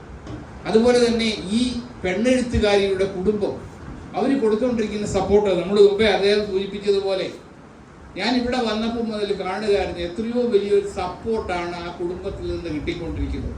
ആ അപ്പൻ്റെ ആ മകൻ്റെ ഒക്കെ സപ്പോർട്ട് എനിക്ക് വിവരിക്കാൻ കഴിയാത്തതിലും അതീതം. അതുപോലെ ആ കൂട്ടുകാരിയുടെ കൂട്ടത്തിൽ നിങ്ങളുടെ പഠിച്ച ആ കൂട്ടുകാരിക്ക് വേണ്ടിയിട്ട് നിങ്ങൾ വന്നിരിക്കുന്നത് കാണുമ്പോൾ എൻ്റെ ഹൃദയം തുടിക്കുക സത്യത്തിൽ. അതുപോലെ നമ്മുടെ ഡിപ്പാർട്ട്മെൻറ്റിൽ നിന്നും കുറച്ച് പേരൊക്കെ ഇവിടെ വന്നിട്ടുണ്ട്. ഞങ്ങൾക്ക് അതിനകത്ത് വളരെ അഭിമാനമുണ്ട്. അതുപോലെ ഇത്രയേറെ വലിയൊരു സദസ്സിനെ ഇവിടെ, വലിയൊരു നല്ല നിരയെ ഇവിടെ അവതരിപ്പിക്കുവാനേ കഴിയും. അവരൊക്കെ ഈ അംഗീകാരത്തിന് വേണ്ടി തയ്യാറായി എത്തി. ഞാൻ അവരെ എല്ലാം നന്ദിപൂർവ്വം ഈ ചടങ്ങിലേക്ക് സത്യത്തിലെ എല്ലാവർക്കും ഞാൻ നന്ദി അർപ്പിക്കുകയാണ് ഈ അവസരത്തിൽ. തീർച്ചയായിട്ടും എല്ലാവരും റീനായ്ക്ക് സപ്പോർട്ട് കൊടുത്തുകൊണ്ട് തീർച്ചയായിട്ടും അവരുടെ ഈ പെണ്ണെഴുത്തിന് ഒരു വലിയ ശക്തിയായി തീരുന്നതിന് സഹായകരമായി തീരട്ടെ എന്ന് ഞാൻ പ്രാർത്ഥിക്കുന്നു. അവരുടെ എല്ലാ വിജയത്തിനും, കൂടുതൽ പുസ്തകങ്ങൾക്കും കൂടുതൽ നന്മയ്ക്കും ഉണ്ടാകുവാൻ വേണ്ടി ജഗദീശ്വരനോട് ഞാൻ പ്രാർത്ഥിച്ചുകൊണ്ട് ഞാൻ അവസാനിപ്പിക്കുന്നു. നന്ദി, നമസ്കാരം. യൂണിവേഴ്സിറ്റി കോളേജിലെ മലയാളം അധ്യാപികയാണ് ശ്രീമതി അജിത. എഴുത്തുകാരി കൂടിയായ അവരെ സംഭാഷണത്തിലേക്ക് ക്ഷണിക്കും. വേദിയിലും സദസ്സിലുമുള്ള ഏറ്റവും പ്രിയപ്പെട്ടവരെ, ആദ്യം തന്നെ ഞാൻ തിരുത്തിക്കോട്ടെ, ഞാൻ മലയാളമല്ല, എൻ്റെ വിഷയം സുവോളജിയാണ്. മലയാളത്തിനോട് റീനോടുള്ളതുപോലുള്ള ഇഷ്ടം കൊണ്ട് ഞാൻ വായനയും കുറച്ചൊക്കെ എഴുതും. വായന ധാരാളം ഉണ്ട്, എഴുത്ത് കുറച്ചേ ഉള്ളൂ. അങ്ങനെ കൊണ്ടുപോകുന്ന ഒരാളാണ്. ഇന്ന് ഇവിടെ നിൽക്കുമ്പോൾ ഒരുപാട് സന്തോഷമുണ്ട്. എനിക്ക് പറഞ്ഞറിയിക്കാൻ പറ്റാത്തത്ര സന്തോഷമുണ്ട്. കാരണം റീനയുടെ സുഹൃത്തുക്കളും ബന്ധുക്കളുമാണ് ഇവിടെ ഇരിക്കുന്ന മിക്കവാറും പേരെന്ന് ഞാൻ ഊഹിക്കുന്നു. ഒരുപക്ഷെ എനിക്കറിയില്ല ശരിയാണോ എന്ന്. റീനയെ ഏറ്റവും ആദ്യം പരിചയപ്പെട്ട ആൾ ഞാനാണെന്ന് അവകാശപ്പെടാമോ എന്ന് എനിക്കറിയില്ല. കാരണം 8ാം ക്ലാസ്സിൽ വെച്ചിട്ടാണ് ഞാൻ റീനയെ ആദ്യമായിട്ട് പരിചയപ്പെടുന്നത്. ഞങ്ങൾ ആറ്റിങ്ങൽ ഗവൺമെൻറ് ഗേൾസ് ഹൈസ്കൂളിൽ 8, 9, 10 ഞങ്ങൾ 2 ഡിവിഷനിലായിരുന്നുവെങ്കിലും നല്ല സൗഹൃദത്തിലായിരുന്നു. അന്നേ റീന എഴുതുമായിരുന്നു എന്നുള്ളത് എനിക്കറിയാം. റീന അന്നും സാഹിത്യ മത്സരങ്ങളിലൊക്കെ പങ്കെടുത്തിരുന്നു, കഥാ മത്സരത്തിലൊക്കെ സമ്മാനം വാങ്ങുന്ന ആളായിരുന്നു. അപ്പോൾ പഠിക്കാനും വളരെ മിടുക്കിയായിരുന്നു റീന. അപ്പോൾ അതിനുശേഷം നേരത്തെ സാറ് പറഞ്ഞ പോലെ റീയൂണിയൻ എന്ന് പറഞ്ഞ പോലെ ഞങ്ങൾ പല വഴിക്കൊക്കെ പോയി. പിന്നീട് പരിചയങ്ങളൊന്നും ഉണ്ടായിരുന്നില്ല. പിന്നീട് ഈ വാട്സപ്പ്, ഫേസ്ബുക്ക് ഇങ്ങനെയുള്ള സംഗതികൾ, സോഷ്യൽ മീഡിയ ഒക്കെ ആക്റ്റീവ് ആയതോടുകൂടിയാണ് നമ്മൾ ഒരു ഗ്രൂപ്പ് ഉണ്ടാവുകയും അങ്ങനെ ഈ ഗേൾസ് സ്കൂൾ ഗ്രൂപ്പ് എന്ന ഒരു സംഗതി കൂടെയാണ് ഞങ്ങൾ വീണ്ടും പരിചയപ്പെടുന്നത്. അതിങ്ങനെ മനോഹരമായൊരു മുഹൂർത്തത്തിലേക്ക് എത്തും എന്ന് തീരെ വിചാരിച്ചിരുന്നില്ല. ഒരുപാട് സന്തോഷമുണ്ട്. റീനയുടെ പുസ്തകങ്ങൾ റീന വാട്സപ്പിൽ ഞങ്ങൾ ബന്ധപ്പെട്ടതിന് ശേഷം റീനയുടെ കവിതകൾ ഞാൻ വായിക്കുകയുണ്ടായി. ആദ്യത്തെ പുസ്തകം റീന എനിക്ക് അയച്ചു തന്നു. 2ാമത്തെ ഹരികൃഷ്ണൻ്റെ അമ്മ. അൻസാറ് പറഞ്ഞ പോലെ തന്നെ ആദ്യത്തെ കവിതകൾ വായിക്കുമ്പോൾ ഞാനും ഒന്ന് ചിന്തിച്ചിട്ടുണ്ട്. എപ്പോഴും വിഷാദമാണല്ലോ മരണത്തിലേക്കുള്ള ഒരു പോക്കാണ്. അത് സ്വാഭാവികമാണ്. കവികളും എഴുത്തുകാരും ഒക്കെ എപ്പോഴും നമ്മൾ ദുഃഖങ്ങളിലേക്കായിരിക്കും നമ്മൾ അട്രാക്റ്റഡ് ആവുന്നതെങ്കിലും അതിൽ നിന്നൊരു പ്രത്യാശ കണ്ടെത്തണമല്ലോ. അതും കൂടി എഴുത്തുകാരുടെ ഒരു ധർമ്മമാണ്. അത് റീനയുടെ എഴുത്തിലുണ്ട്. ഹരികൃഷ്ണൻ്റെ അമ്മ വായിച്ചപ്പോൾ റീനയിൽ ഞാനും ഈ പറഞ്ഞ പോലെ കാണുന്നൊരു പ്രത്യേകത അതാണ്. റീനയുടെ എഴുത്തിന് വളരെയധികം ഒരു നമ്മളെ ഡൈവേഴ്സിറ്റി എന്ന് പറയാവുന്ന ഒരു കാര്യമുണ്ട്. ഈ കവിത മാത്രമല്ല, ചിലർ കവിതയിൽ മാത്രം സ്പെഷ്യലൈസ് ചെയ്ത് നിൽക്കും. റീന അങ്ങനെയല്ല. എഴുത്തുകാരങ്ങനെ ആവരുതെന്നാണ് എൻ്റെ ഒരു ആഗ്രഹം. റീന കഥയിൽ വന്നു. ഇപ്പോൾ തിരക്കഥ ഞാൻ വായിച്ചില്ല. തിരക്കഥ എന്ന് പറഞ്ഞു വളരെ സന്തോഷം തോന്നി അതൊക്കെ കണ്ടപ്പോൾ. കാരണം റീനയുടെ ഹരികൃഷ്ണൻ്റെ അമ്മ ഇത് ഞാൻ വായിക്കാൻ പോകുന്നതേ ഉള്ളൂ. ഇന്നത്തെ പ്രകാശനം ചെയ്ത നോവൽ ഞാൻ വായിക്കുന്നതേ ഉള്ളൂ. റീനയുടെ കഥകൾ ഞാൻ ഇതിനു മുന്നേ വായിച്ചു. ഹരികൃഷ്ണൻ്റെ അമ്മ സാറൊക്കെ ഇവിടെ സൂചിപ്പിച്ച പോലെ തന്നെ വളരെ മനോഹരമായൊരു ഭാഷയാണ്. ഭാഷ എന്ന് പറയുമ്പോൾ എഴുത്തിപ്പോൾ ഈ നോവലിൻ്റെ പേര് തന്നെ വായിക്കുമ്പോൾ നൂൽപ്പാലങ്ങളിലൂടെ സഞ്ചരിക്കുന്നവർ, അത് നമ്മൾ ഓരോരുത്തരെയും റെപ്രസെൻ്റ് ചെയ്യുന്നൊരു കാര്യം തന്നെയാണ്. ദുഃഖങ്ങളുടെ കാര്യമായാലും പ്രശ്നങ്ങളുടെ കാര്യമായാലും അതിലൊക്കെ ഡിഫറൻസ് ഉണ്ടായിരിക്കാം. പക്ഷേ ഇതെല്ലാം അനുഭവിച്ചു പോകുന്നവരാണ് നമ്മൾ മനുഷ്യർ. മനുഷ്യ ജീവിതം ഏറ്റവും സങ്കീർണമായൊരു കാര്യം മനുഷ്യ ജീവിതം തന്നെയാണ്. അതിന് കാരണം മനുഷ്യ മനസ്സ് അത്രത്തോളം സങ്കീർണമാണെന്നുള്ളതാണ്. അപ്പോൾ മനുഷ്യ മനസ്സിലേക്ക് കടന്നു ചെല്ലാനുള്ളൊരു കഴിവാണ് ഒരു എഴുത്തുകാരൻ അല്ലെങ്കിൽ എഴുത്തുകാരിക്ക് അത്യാവശ്യം വേണ്ടത്. ഞാനങ്ങനെ പെണ്ണെഴുത്ത് എന്നുള്ളൊരു രീതിയിലേക്ക് പറയുന്നില്ല. എല്ലാവരുടെയും മനസ്സിലേക്ക് ഇറങ്ങിച്ചെല്ലാൻ കഴിയണം. എഴുത്തുകാരനായാലും എഴുത്തുകാരിയായാലും നന്നായിട്ട് സ്ത്രീകളുടെ വിഷയങ്ങൾ, പ്രശ്നങ്ങൾ കൈകാര്യം ചെയ്ത പുരുഷ എഴുത്തുകാരും നമുക്കുണ്ട്, സ്ത്രീ എഴുത്തുകാരും ഉണ്ട്. അപ്പോൾ റീനയെ സംബന്ധിച്ചുള്ള ഇപ്പോൾ ഇത് സ്ത്രീ എഴുത്ത് അല്ലെങ്കിൽ സ്ത്രീപക്ഷം എന്ന് നമ്മൾ പറയുമ്പോൾ സ്ത്രീയുടെ ജീവിതം അങ്ങനെ ഒറ്റയ്ക്ക് പോവില്ല. സ്ത്രീയുടെ ജീവിതമായിട്ട് ബന്ധപ്പെട്ട് പുരുഷന്മാരും എല്ലാവരും വരുന്നുണ്ട്. അപ്പോൾ അതുകൊണ്ട് മൊത്തത്തിലൊരു ജീവിതത്തിൻ്റെ ആവിഷ്കാരമാണ് റീനയുടെ കഥകളിൽ ഞാൻ കണ്ടിട്ടുള്ളത്. പിന്നെ ഇവിടെ സൂചിപ്പിച്ച പോലെ തന്നെ നല്ലൊരു സപ്പോർട്ട് റീനയ്ക്ക് ഫാമിലിയിൽ നിന്ന് കിട്ടുന്നുണ്ട്. അപ്പോൾ അങ്ങനെ കിട്ടുന്ന ഒരാളാണ് ഞാനും എന്നെ സംബന്ധിച്ചോളം. പക്ഷേ അങ്ങനെ എഴുതുമ്പോഴും നമ്മളെ മാത്രമല്ല കാണേണ്ടത്. എഴുത്തുകാരൻ്റെ അല്ലെങ്കിൽ എഴുത്തുകാരിയുടെ ധർമ്മം എന്ന് പറയുമ്പോൾ പുറത്തേക്കും അകത്തേക്കും ഒരേപോലെ നോക്കാൻ കഴിയുന്ന കണ്ണുണ്ടാവണം എന്നുള്ളതാണ്. അവർ ചുറ്റുമുള്ള എല്ലാവരുടെയും വേദനകൾ, നമ്മുടെ വേദനകൾ. ഇപ്പോൾ റീന പറഞ്ഞ പോലെ ചില സംശയങ്ങൾ വരും. നമ്മൾ എഴുതുമ്പോൾ പൊതുവെ ഇത് നമ്മുടെ കഥയാണോ എന്നുള്ള ചോദ്യങ്ങൾ പലപ്പോഴും അങ്ങനെയാണോ എന്നൊക്കെ ചോദിച്ചേക്കാം. പക്ഷേ എല്ലാം നമ്മുടെ കഥ എഴുതാൻ തുടങ്ങിയാൽ നമുക്ക് ആകപ്പാടെ 2-3 കഥ അല്ലെങ്കിൽ ഒരു നോവലിൽ നിൽക്കും നമ്മുടെ കഥ. പക്ഷേ നമ്മൾ കാണുന്നവരുടെ അനുഭവങ്ങൾ, ഒബ്സർവേഷൻ എന്നൊക്കെ പറയുന്ന വലിയ കാര്യമാണ്. ഒരുപാട് നമ്മൾ കണ്ടുമുട്ടുന്ന മനുഷ്യരുടെ അനുഭവങ്ങളാണ് പലപ്പോഴും നമ്മുടെ എഴുത്തുകളിലേക്ക് വരുന്നത്. അപ്പോൾ അങ്ങനെ റീനയുടെ ആ കഥകളിൽ ഞാൻ വലിയൊരു ലോകം കണ്ടു. അതുപോലെ തന്നെ ഇതിലും പ്രതീക്ഷിക്കുകയാണ്. ഒരുപാട് സന്തോഷമുണ്ട് ഈ മുഹൂർത്തത്തിൽ. എത്രയോ കാലത്തിന് ശേഷമാണ്, എനിക്ക് തോന്നുന്നു 10-38 വർഷമായിട്ടുണ്ടാവും ഞങ്ങൾ കണ്ട ആ ഒരു റീനയുടെ ഫാമിലി എല്ലാം കാണാൻ പറ്റിയതിൽ ഒരുപാട് സന്തോഷമുണ്ട്. ഞാൻ ഇത് ഗ്രൂപ്പിലിട്ടപ്പോൾ ഞാൻ റീനയെ വിളിച്ച് ചോദിച്ചു, റീന ആരാണ്, പ്രസാധകരാരാണ്, എന്താണ് പുസ്തകം എന്ന് ചോദിച്ചപ്പോൾ റീന വന്നെ അത്ഭുതപ്പെടുത്തിക്കൊണ്ട് ഇങ്ങോട്ട് പറയാണ്, വരാൻ പറ്റുമോ? ഞാൻ നോക്കട്ടെ വരാം, ഞാൻ ഇതുപോലെ ഇവിടെ വന്നിരിക്കണം എന്ന് മാത്രമേ ഉദ്ദേശിച്ചുള്ളൂ. അത് തന്നെ എൻ്റെ മനസ്സ് നിറയുന്ന അനുഭവമാണ്. അപ്പോൾ എന്നോട് ഇങ്ങോട്ട് പറഞ്ഞു, അജിത വരുമെങ്കിൽ എൻ്റെ പുസ്തകം ഒന്ന് സ്വീകരിച്ചാൽ സന്തോഷമായി. അത് എൻ്റെ ഭാഗ്യമായിട്ട് ഞാൻ കാണുകയാണ്. എൻ്റെ പ്രിയപ്പെട്ട സ്നേഹിതയുടെ പുസ്തകം ഇങ്ങനെ ഏറ്റവും പ്രകൃതി രമണീയമായ ഒരു സ്ഥലത്ത്, ഞാൻ അധിക സമയം ഇവിടെ തന്നെ നിൽക്കുമായിരുന്നു, വന്നിട്ട് അങ്ങോട്ട് പോയില്ല. ഇത് കണ്ട് ഇങ്ങനെ നിൽക്കുമായിരുന്നു. ഈ ഒരു മുഹൂർത്തം എന്നും എൻ്റെ മനസ്സിലും മായാതെ നിൽക്കും. ഇവിടെ ഇങ്ങനെ ഒരു അവസരം ഒരുക്കി തന്നു. ഈ പുസ്തകങ്ങൾ റീനയുടെ നേരത്തെ ചെയ്തവരാണ്. സൈന്ധവ ബുക്സ് വളരെ നന്നായിട്ട് പുസ്തകം ആദ്യം ചെയ്തിരുന്നു. എല്ലാവർക്കും എൻ്റെ സ്നേഹവും നന്ദി അറിയിക്കുന്നു. റീനയുടെ സർഗ ജീവിതത്തിൽ ഇനി അങ്ങോട്ട് ഒരുപാട് ഉയർച്ചകൾ ഉണ്ടാവട്ടെ, ഒരുപാട് ദൂരം താണ്ടാനാവട്ടെ എന്ന് പ്രാർത്ഥിച്ചുകൊണ്ട് നിർത്തുന്നു. നന്ദി. നമ്മുടെ ബ്ലോക്ക് പഞ്ചായത്ത് പ്രസിഡന്റ് ശ്രീകുമാർ സനേഷ്. 3 പുസ്തകങ്ങൾ പ്രകാശനം ചെയ്യപ്പെട്ട രചയിതാവ് ശ്രീമതി റീന രാജൻ, വേദിയിലുള്ള സാഹിത്യരംഗത്തെ പ്രമുഖർ, ഞാൻ അപ്രതീക്ഷിതമായിട്ടാണ് ഈ പരിപാടിയിൽ പങ്കെടുക്കാൻ വന്നത്. റീനയുടെ ഹസ്ബൻഡും ഞാനും സഹപാഠികളാണ്. ഇന്നലെ ഉച്ചയ്ക്കാണ് എന്നെ ഉച്ചയ്ക്കോ വൈകിട്ടോണെന്ന് തോന്നുന്നു വിളിച്ചിട്ട് ഇങ്ങനെ ഒരു പരിപാടി കൊണ്ട് ഒന്ന് പങ്കെടുക്കാൻ എന്ന് പറഞ്ഞു. ഞാൻ പറഞ്ഞു തീർച്ചയായിട്ടും പങ്കെടുക്കാം എന്ന് പറഞ്ഞു. ഒട്ടനവധി പരിപാടിയിൽ സനുവിനെ വിളിക്കാറുണ്ട്. പലപ്പോഴും ഞായറാഴ്ച ദിവസങ്ങളിൽ ഇവിടെ ഇല്ലാത്തത് കൊണ്ട് പലപ്പോഴും പങ്കെടുക്കാൻ കഴിയാതിരിക്കുകയാണ്. പക്ഷേ സനുവിൻ്റെ ഭാര്യ ശ്രീമതി റീന ഇത്തരത്തിലൊരു എഴുത്തുകാരിയാണ് എന്ന് ഇന്നലെ സനു പറയുമ്പോഴാണ് അറിയുന്നത്. ഞാനൊരു പുസ്തകവും വായിച്ചിട്ടുമില്ല. സാമൂഹിക രംഗത്ത് മറ്റ് മേഖലകൾ ഇടപെടുമ്പോഴും വായന എന്ന് പറയുന്നത് ഒരു പരന്ന വായനയും ഉള്ള ആളല്ല. ചിലപ്പോഴൊക്കെ ഇത്തരം മേഖലകൾ വായിക്കപ്പെടും.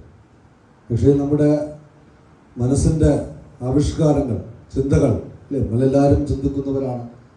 നമ്മളെല്ലാവരും ഓരോന്നും സ്വപ്നം കാണുന്നവരും നിരീക്ഷിക്കുന്നവരുമാണ്. പക്ഷെ ഇത്തരം നിരീക്ഷകനും നമ്മൾ കാണുന്ന സ്വപ്നങ്ങളും യാഥാർത്ഥ്യങ്ങളുമെല്ലാം തന്നെ മറ്റുള്ളവരിലേക്ക് ഒരു സാഹിത്യ രചനയിലൂടെ അവതരിപ്പിക്കപ്പെടുകയും ആ രചന ഈ നാടിൻ്റെ ചലനങ്ങൾക്ക് അവസരമൊരുക്കുകയും ചെയ്യുക എന്നുള്ളതാണ് ഒരു സാഹിത്യ രചനാ രംഗത്ത് നിൽക്കുന്നവരുടെ ഏറ്റവും വലിയ അംഗീകാരം.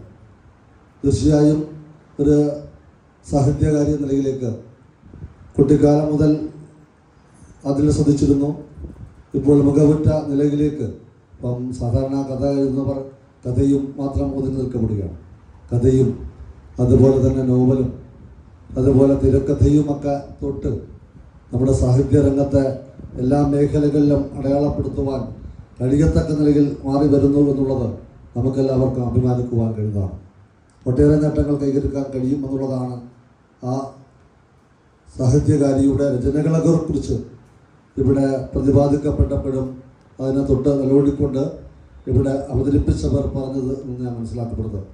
തീർച്ചയായും നമ്മുടെ സാഹിത്യ രംഗത്ത് നമുക്കൊട്ടേറെ മുന്നോട്ട് കഴിക്കുവാനുള്ള ഒരു വേദിയായി മാറ്റിക്കൊണ്ട് നമുക്കെല്ലാം അഭിമാനിക്കത്തക്ക നിലയിൽ നാളെ ഈ സാഹിത്യ രംഗത്ത് ശ്രദ്ധിക്കപ്പെടുന്ന നമ്മുടെ ഈ മേഖലയിൽ മാത്രമല്ല ലോകത്തെല്ലാവരും അറിയപ്പെടുന്ന വലിയൊരു സാഹിത്യകാരിയായി മാറട്ടെ എന്ന് മാത്രം ആശംസിച്ചുകൊണ്ട് ഞാൻ എൻ്റെ വാക്കുകൾ അവസാനിപ്പിക്കുന്നു. ഇവിടെ കൂടിയിരിക്കുന്നവരിൽ റീനയുടെ സഹപാഠികളുണ്ട്, റീനയുടെ സഹപ്രവർത്തകരുണ്ട്, സുഹൃത്തുക്കളുണ്ട്. ഇവർക്ക് ചിലർക്കൊക്കെ ഇവിടെ വന്ന് സംസാരിക്കണമെന്നുണ്ട്. അങ്ങനെയുള്ളവരെ ആരുടെ പേരെടുത്ത് ക്ഷണിക്കുന്നില്ല. അവരിവിടെ വന്ന് 2 വാക്ക് സംസാരിക്കണമെന്നാണ്. എല്ലാവർക്കും നന്ദി, നമസ്കാരം. പേരെടുത്ത് ക്ഷണിക്കാത്തതുകൊണ്ട് ആദ്യമേ ഞാൻ പോകുന്നതാണ്. റീനയും ഞാനുമായിട്ടുള്ള സൗഹൃദം ഞങ്ങൾ കോളേജിൽ BSc മാത്സിന് പഠിക്കുന്ന കാലത്ത് തുടങ്ങിയതാണ്. എന്തായാലും ഒരു കാലഘട്ടത്തിൽ നമ്മൾ നോക്കുകയാണെങ്കിൽ കോളേജിൽ പഠിക്കുന്ന സമയത്ത് ഞാനും റീനയും 2 പാർട്ടികളുടെ മെയിൻ കക്ഷികളായിരുന്നു. ഒന്ന് കോൺഗ്രസിൻ്റെ KSU സ്ഥാനാർത്ഥിയായിട്ട്, KSU കോളേജ് യൂണിയൻ ചെയർമാനായിട്ട് ഞാൻ മത്സരിച്ചു. അതേ സമയത്ത് തന്നെ വൈസ് ചെയർമാനായിട്ട് SFIയുടെ സ്ഥാനാർത്ഥിയായിട്ട് റീനയും മത്സരിച്ചു. അപ്പോൾ അന്നത്തെ പ്രൊഫസർ ചോദിച്ചു, രാഷ്ട്രീയം കളിക്കാനായിട്ടാണ് എല്ലാവരും മാത്സിൽ വരണതെന്ന്. യഥാർത്ഥത്തിൽ ക്ലാസ്സിൽ കയറാതിരിക്കാൻ വേണ്ടിയാണ് മാത്സ് എടുത്തത് ഞാൻ. കാര്യം മാത്സ് ആകുമ്പോൾ എങ്ങനെയെങ്കിലുമൊക്കെ ഒപ്പിച്ച് ജയിച്ച് പോകാം എന്ന് വിചാരിച്ചതാണ്. പക്ഷേ എന്തായാലും ആ സാഹചര്യത്തിൽ ഒരുമിച്ച് വന്നു. അങ്ങനെ കോളേജിൽ ഞങ്ങൾ ഒരുമിച്ച് പഠിച്ചു. അന്നേ എനിക്ക് തോന്നുന്നു കോളേജിൽ പഠിച്ച ക്ലാസ്സിൽ ഒരുമിച്ച് പഠിച്ച സമയത്തും റീനയ്ക്ക് അന്നേ കവിത എഴുത്തുണ്ടെന്ന് തോന്നുന്നു.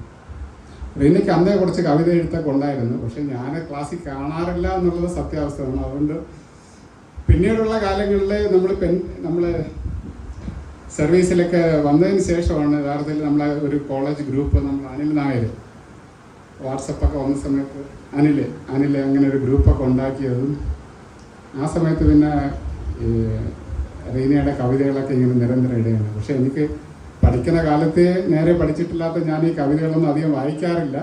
പിന്നെ തമാശകളൊക്കെ എന്തെങ്കിലും പറയാനുണ്ടെങ്കിൽ മാത്രമേ ഞാൻ ആ ഗ്രൂപ്പിൽ ഇടാറുള്ളൂ എന്നുള്ളതാണ് സത്യാവസ്ഥ. അങ്ങനെ ഒരേ കാലഘട്ടത്തിൽ ഞങ്ങൾ കോളേജിൽ പഠിച്ചു. റീന ഒരു പാർട്ടിയുടെ നേതാവും മറ്റൊരു പാർട്ടിയുടെ കോളേജ് യൂണിയൻ്റെ മെയിൻ ആളായിട്ട് ഞാൻ നിന്നു. പിന്നെ എങ്ങനെയോ സെക്രട്ടേറിയറ്റിൽ ജോലി കിട്ടി. 5 വർഷം ഉമ്മൻചാണ്ടി സാറിൻ്റെ PA ആയിട്ടിരിക്കാനൊക്കെ ഒരു ഭാഗ്യം കിട്ടി. അതൊരു ഭയങ്കര ഭാഗ്യമാണ്. എൻ്റെ കോളേജിലുള്ള ആ ഒരു ജീവിത സാഹചര്യത്തിൽ രാഷ്ട്രീയത്തിലൂടെ വന്ന് സെക്രട്ടേറിയറ്റിൽ വന്നതുകൊണ്ട് ഞാൻ അങ്ങനെ ഒരു ഭാഗ്യം എനിക്ക് കിട്ടിയെന്ന് മാത്രമേ ഞാൻ പറയുന്നുള്ളൂ. എന്തായാലും റീനയുടെ കവിതയെ പോലെ തന്നെ നമ്മളെ ക്ലാസ്സിലൊരു ആനന്ദക്കുട്ടനുണ്ട്. ബാക്കി ഇരിക്കുകയാണ് കക്ഷി. ആനന്ദക്കുട്ടനെ കുറച്ച് കവിതകളൊക്കെ എഴുതുന്നൊരു സുഹൃത്താണ്. എന്തായാലും ഈ സാഹചര്യത്തിൽ ഇങ്ങനെ ഒരുമിച്ച് കൂടുവാനും എല്ലാവരെയും കാണാൻ സാധിച്ചൊരു സന്തോഷം. റീനയ്ക്ക് ഇനിയും കവിതകളൊക്കെ എഴുതാനുള്ള ആ ഒരു ദൈവീയമായ ശക്തി കിട്ടട്ടെ എന്ന് ആശംസിക്കുന്നു. എല്ലാത്തിനും നന്ദി, നമസ്കാരം.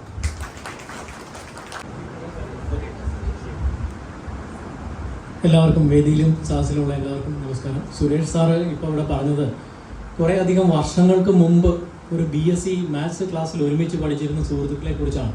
അത് കാലം കുറേ പുറകിലേക്കാണ്. അന്നത്തെ കാലയളവിലുള്ള സുഹൃത്തുക്കളൊക്കെ ആയിട്ടാണ് അവർ കാണുന്നതെങ്കിൽ എനിക്ക് പറയാനുള്ളത് 10-25 വർഷം അല്ലെങ്കിൽ 10-30 വർഷങ്ങൾക്ക് ശേഷം ഇപ്പോഴും സുരേഷ് സാറൊക്കെ പോയി അവസാനിപ്പിച്ച ആ ക്യാമ്പസിൽ തന്നെ നിൽക്കുകയാണ് റീന ചേച്ചി. കാരണം ഞാൻ തിരുവനന്തപുരത്ത് മാറിവാനീസ് കോളേജിൽ കഴിഞ്ഞ 1.5 വർഷക്കാലമായിട്ട് എനിക്ക് പരിചയമുള്ള റീന ചേച്ചി സൈക്കോളജി MAക്ക് പഠിച്ചുകൊണ്ടിരിക്കുന്ന ക്ലാസ്സിലെ ക്ലാസ്മേറ്റ് ആണ് ഞാനും ആയിരിക്കുന്ന നമ്മുടെ സജീവ് സാറും ഒക്കെ. അപ്പം ഇപ്പോഴും ഇത്രയും വർഷങ്ങൾ കഴിഞ്ഞിട്ടും ഇപ്പോഴും ആ ക്യാമ്പസിൽ നിൽക്കുന്നു എന്ന് പറയുമ്പോൾ മനുഷ്യൻ്റെ പ്രത്യേകിച്ച് സൈക്കോളജി എന്ന് പറയുമ്പോൾ ഹ്യൂമൻ സൈക്കോളജി ആയിട്ടുള്ള ബന്ധപ്പെട്ട പഠനമാണ്, മനുഷ്യരെ കുറിച്ചുള്ള പഠനമാണ്, മനുഷ്യൻ്റെ മനസ്സുകളെ കുറിച്ചുള്ള പഠനമാണ്.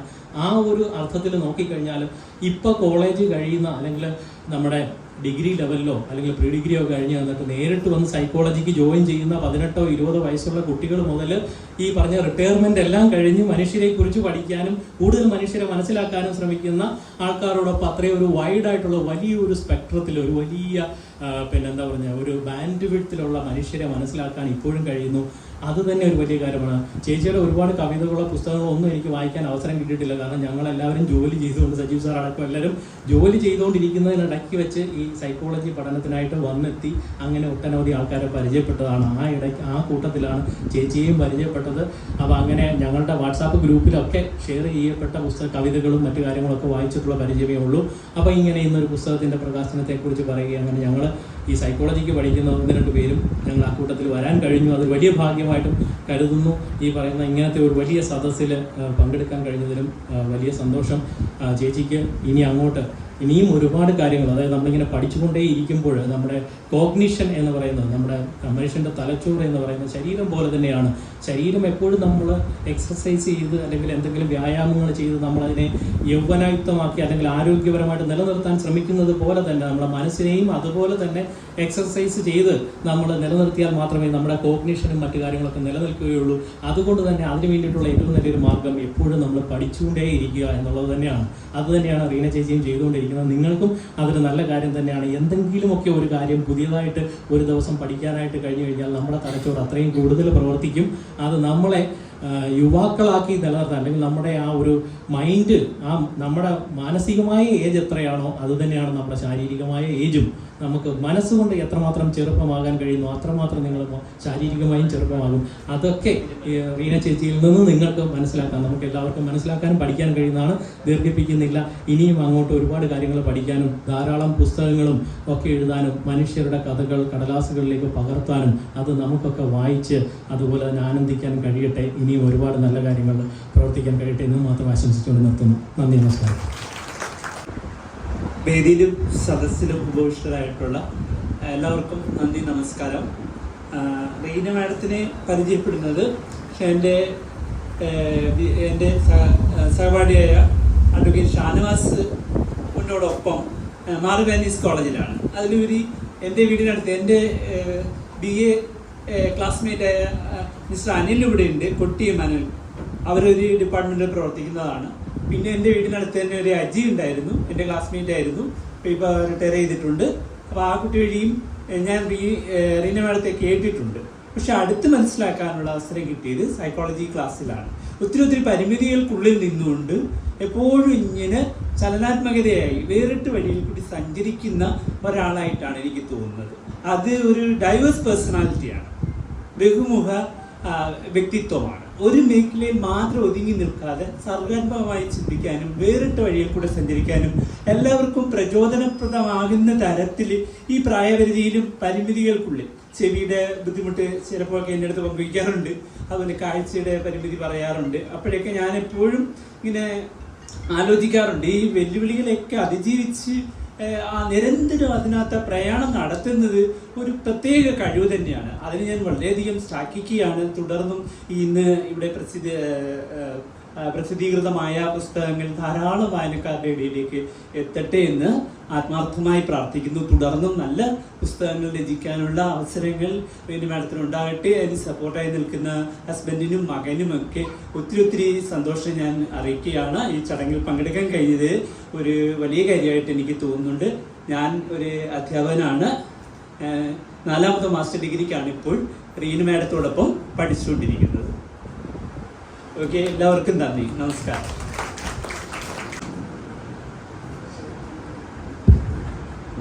ഏറെ പ്രിയപ്പെട്ട അധ്യക്ഷൻ ശ്രീ സൈന്ധവ അജിത്, വേദിയിലും സദസ്സിലും സന്നിധരായിട്ടുള്ള പ്രിയമുള്ളവരെ,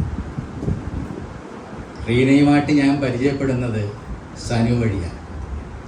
സനുവിലേക്ക് എത്തുന്നത് സനുവിൻ്റെ ചേട്ടൻ അഡ്വക്കേറ്റ് ഷിബു വഴിയാണ്.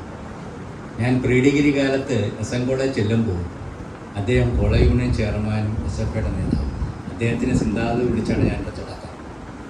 കുറേ കഴിഞ്ഞപ്പോൾ സനു എനിക്ക് ജൂനിയറായിട്ട് വന്നു. അന്ന് ഞാൻ SFI നേതാവുണ്ട്.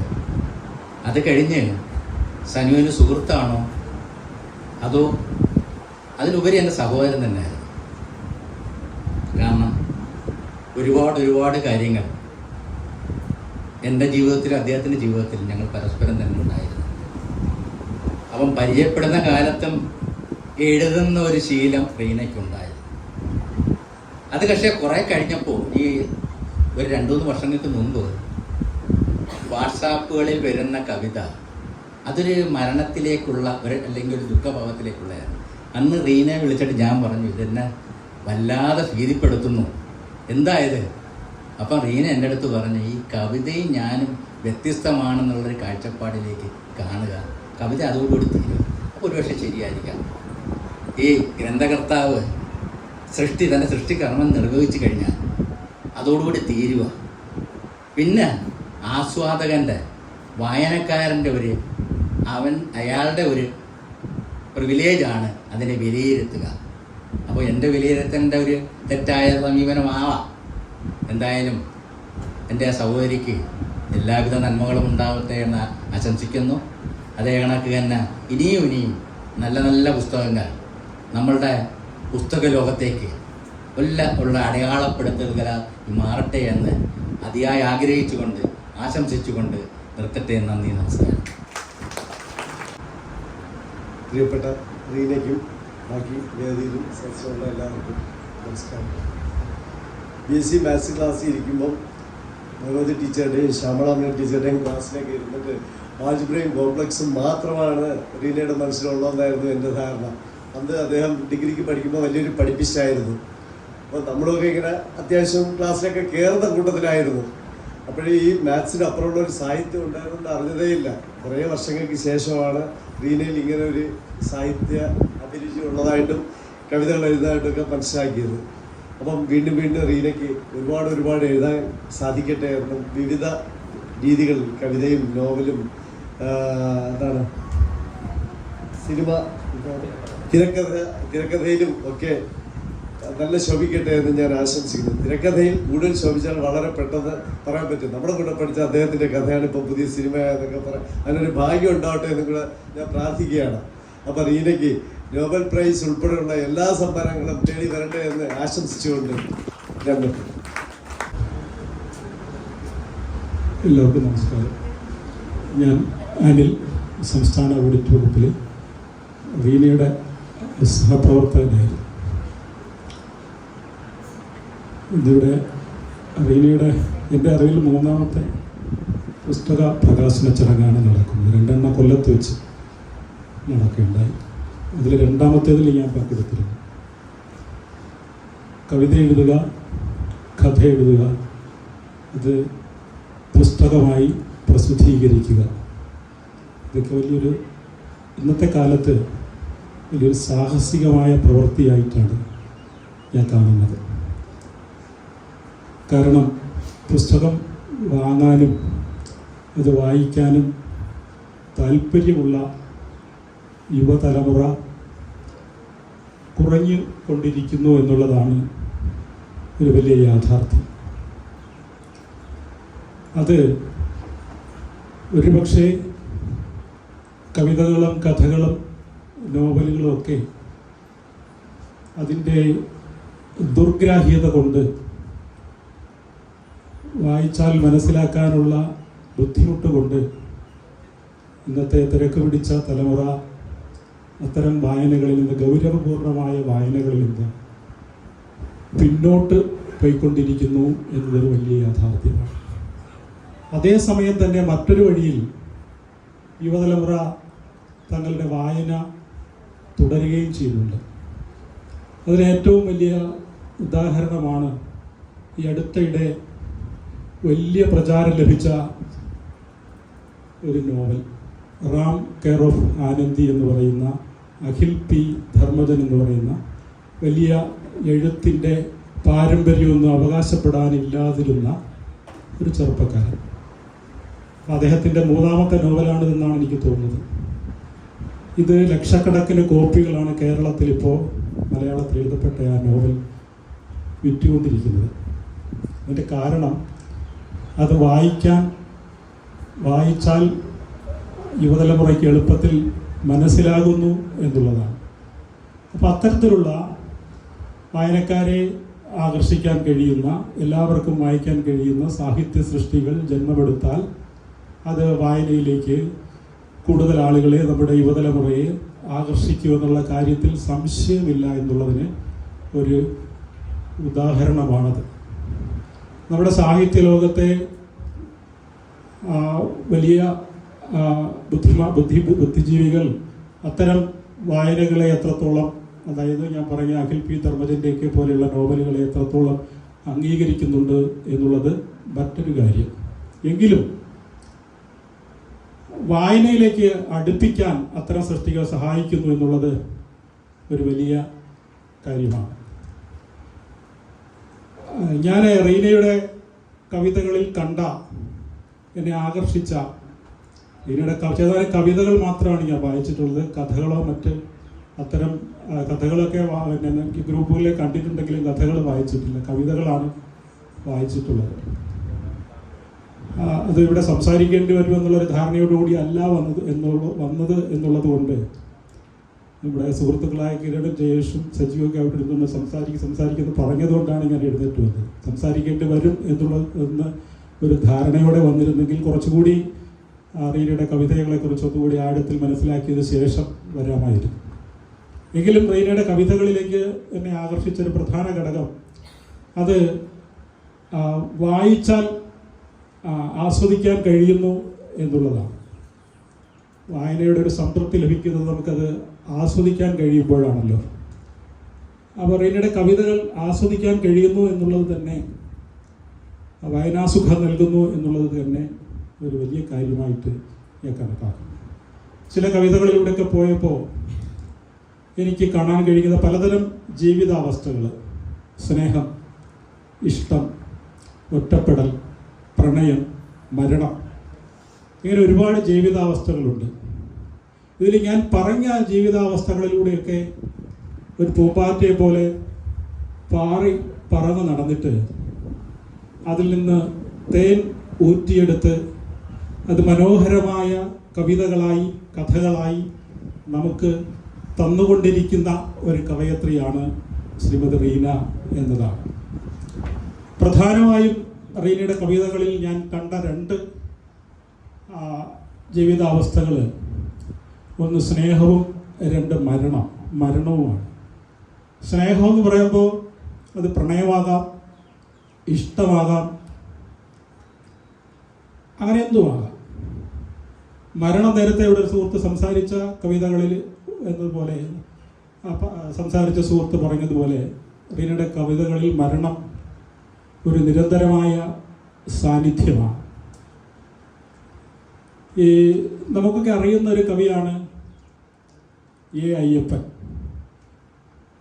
അദ്ദേഹം പ്രണയത്തെയും മരണത്തെയും വല്ലാതെ ഉപാസിച്ച ഒരു കവിയാണ്. അരാജകത്വം നിറഞ്ഞ ജീവിതത്തിലൂടെ സഞ്ചരിച്ച കവി. കരള് പങ്കിടാൻ വയ്യൻ്റെ ഹൃദയമേ, പാതിയും തിന്നുപോയി പക്ഷികൾ, കിളികൾ, അങ്ങനെ എന്താണെന്ന് എനിക്ക് തോന്നുന്നു എന്ന് പാടിയ കവി. അദ്ദേഹത്തിൻ്റെ അരാജക ജീവിതത്തെക്കുറിച്ച് പറയുവാൻ അതിലേറെ വേണ്ട. അദ്ദേഹത്തിൻ്റെ അന്ത്യയാത്രയെക്കുറിച്ച് ഒരു കവിതയുണ്ട്, ശവപ്പെട്ടി ചുവക്കുന്നവരോട് എന്ന പേരിൽ എഴുതപ്പെട്ട കവിത. ശവപ്പെട്ടി ചുമക്കുന്നവരോട് ഒസ്യത്തിലില്ലാത്ത ഒരു രഹസ്യം എനിക്ക് പറയാനുണ്ട്. എൻ്റെ ഹൃദയത്തിനുള്ളിൽ ഒരു പൂവുണ്ട്. അത് എനിക്ക് പ്രണയം പകർന്നു തന്നവൾ ഉപഹാരം നൽകിയിട്ട് പോയത്. ആ അർത്ഥത്തിലാണ് ആ വരികൾ പോകുന്നത്. അന്ത്യയാത്രയെ വളരെ മനോഹരമായി ആവേശത്തോടെ ആവിഷ്കരിച്ചിരിക്കുന്ന ഒരു കവിത. അദ്ദേഹത്തിൻ്റെ തന്നെ മറ്റൊരു കവിതയുണ്ട്, ജീവിതത്തെ വളരെ ആസക്തിയോടുകൂടി കാണുന്ന ഒരു കവിത. അതിലദ്ദേഹം പറയുന്നത്, മരണം എല്ലായ്പ്പോഴും വരും, എങ്കിലും പുനർജനിക്കണം നീ. പുനർജനിക്കണം എന്നാണ് പറയുന്നത്. ജീവിതത്തോടുള്ള അദ്ദേഹത്തിൻ്റെ പോസിറ്റീവായ ആറ്റിറ്റ്യൂഡ് വ്യക്തമാക്കുന്നതാണ് ആ കവിത. എനിക്ക് പറയാനുള്ളത്, മരണം എപ്പോഴും വരും, പക്ഷേ പുനർജനിക്കണം ഒരു പൂവായി നീ എന്ന വരികളാണ് റീനയോട് എനിക്ക് പറയാനുള്ളത്. മരണത്തെ പോസിറ്റീവായി കാണുക, ജീവിതാവസ്ഥകളെ പോസിറ്റീവായി കാണുക എന്ന വാക്കുകളോടെ റീനയുടെ എഴുത്തു ജീവിതത്തിന് എല്ലാ ആശംസയും നേർന്നുകൊണ്ട് നിർത്തുന്നു. നന്ദി.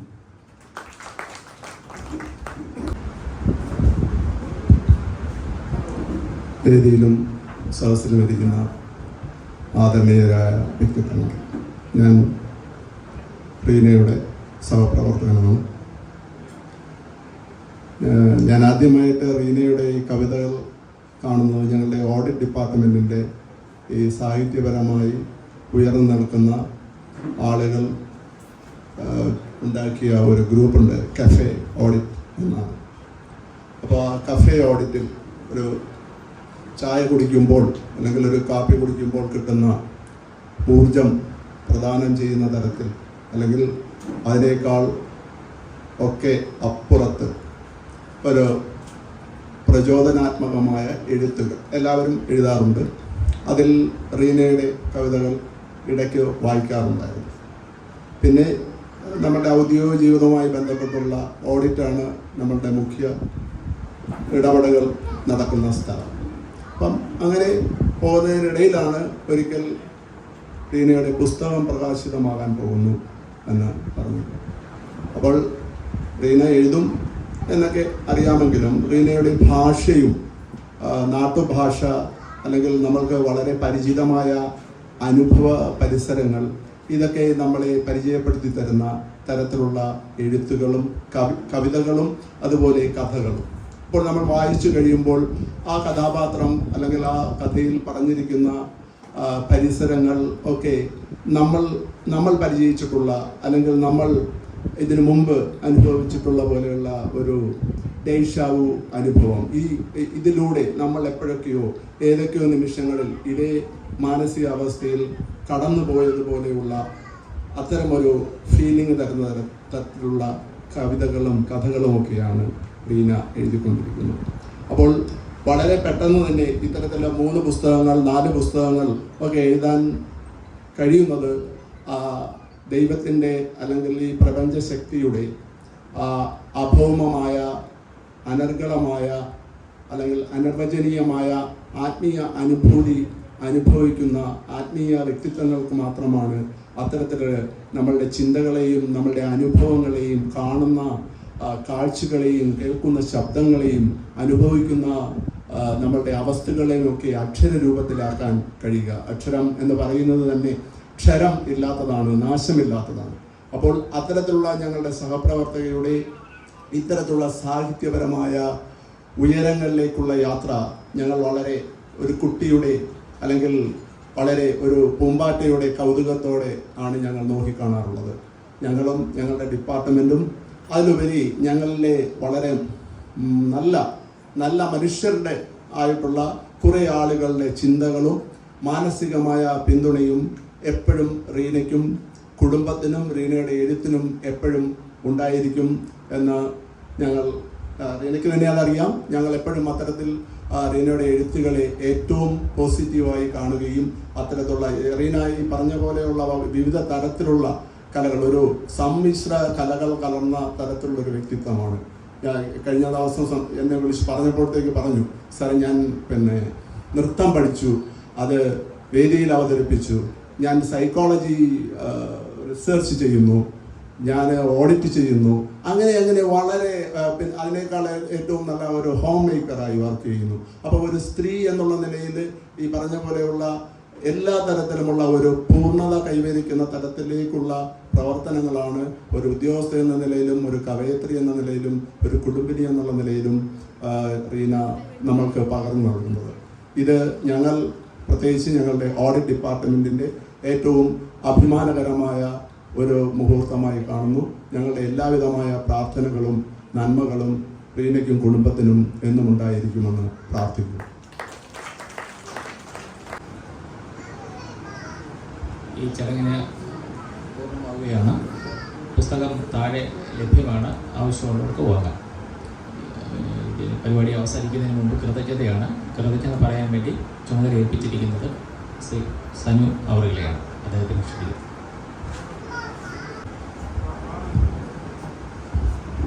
പ്രിയമുള്ളവർ, വേദിയിലെ വിശിഷ്ട വ്യക്തികൾ, ഇവിടെ എല്ലാവരും പറഞ്ഞതുപോലെ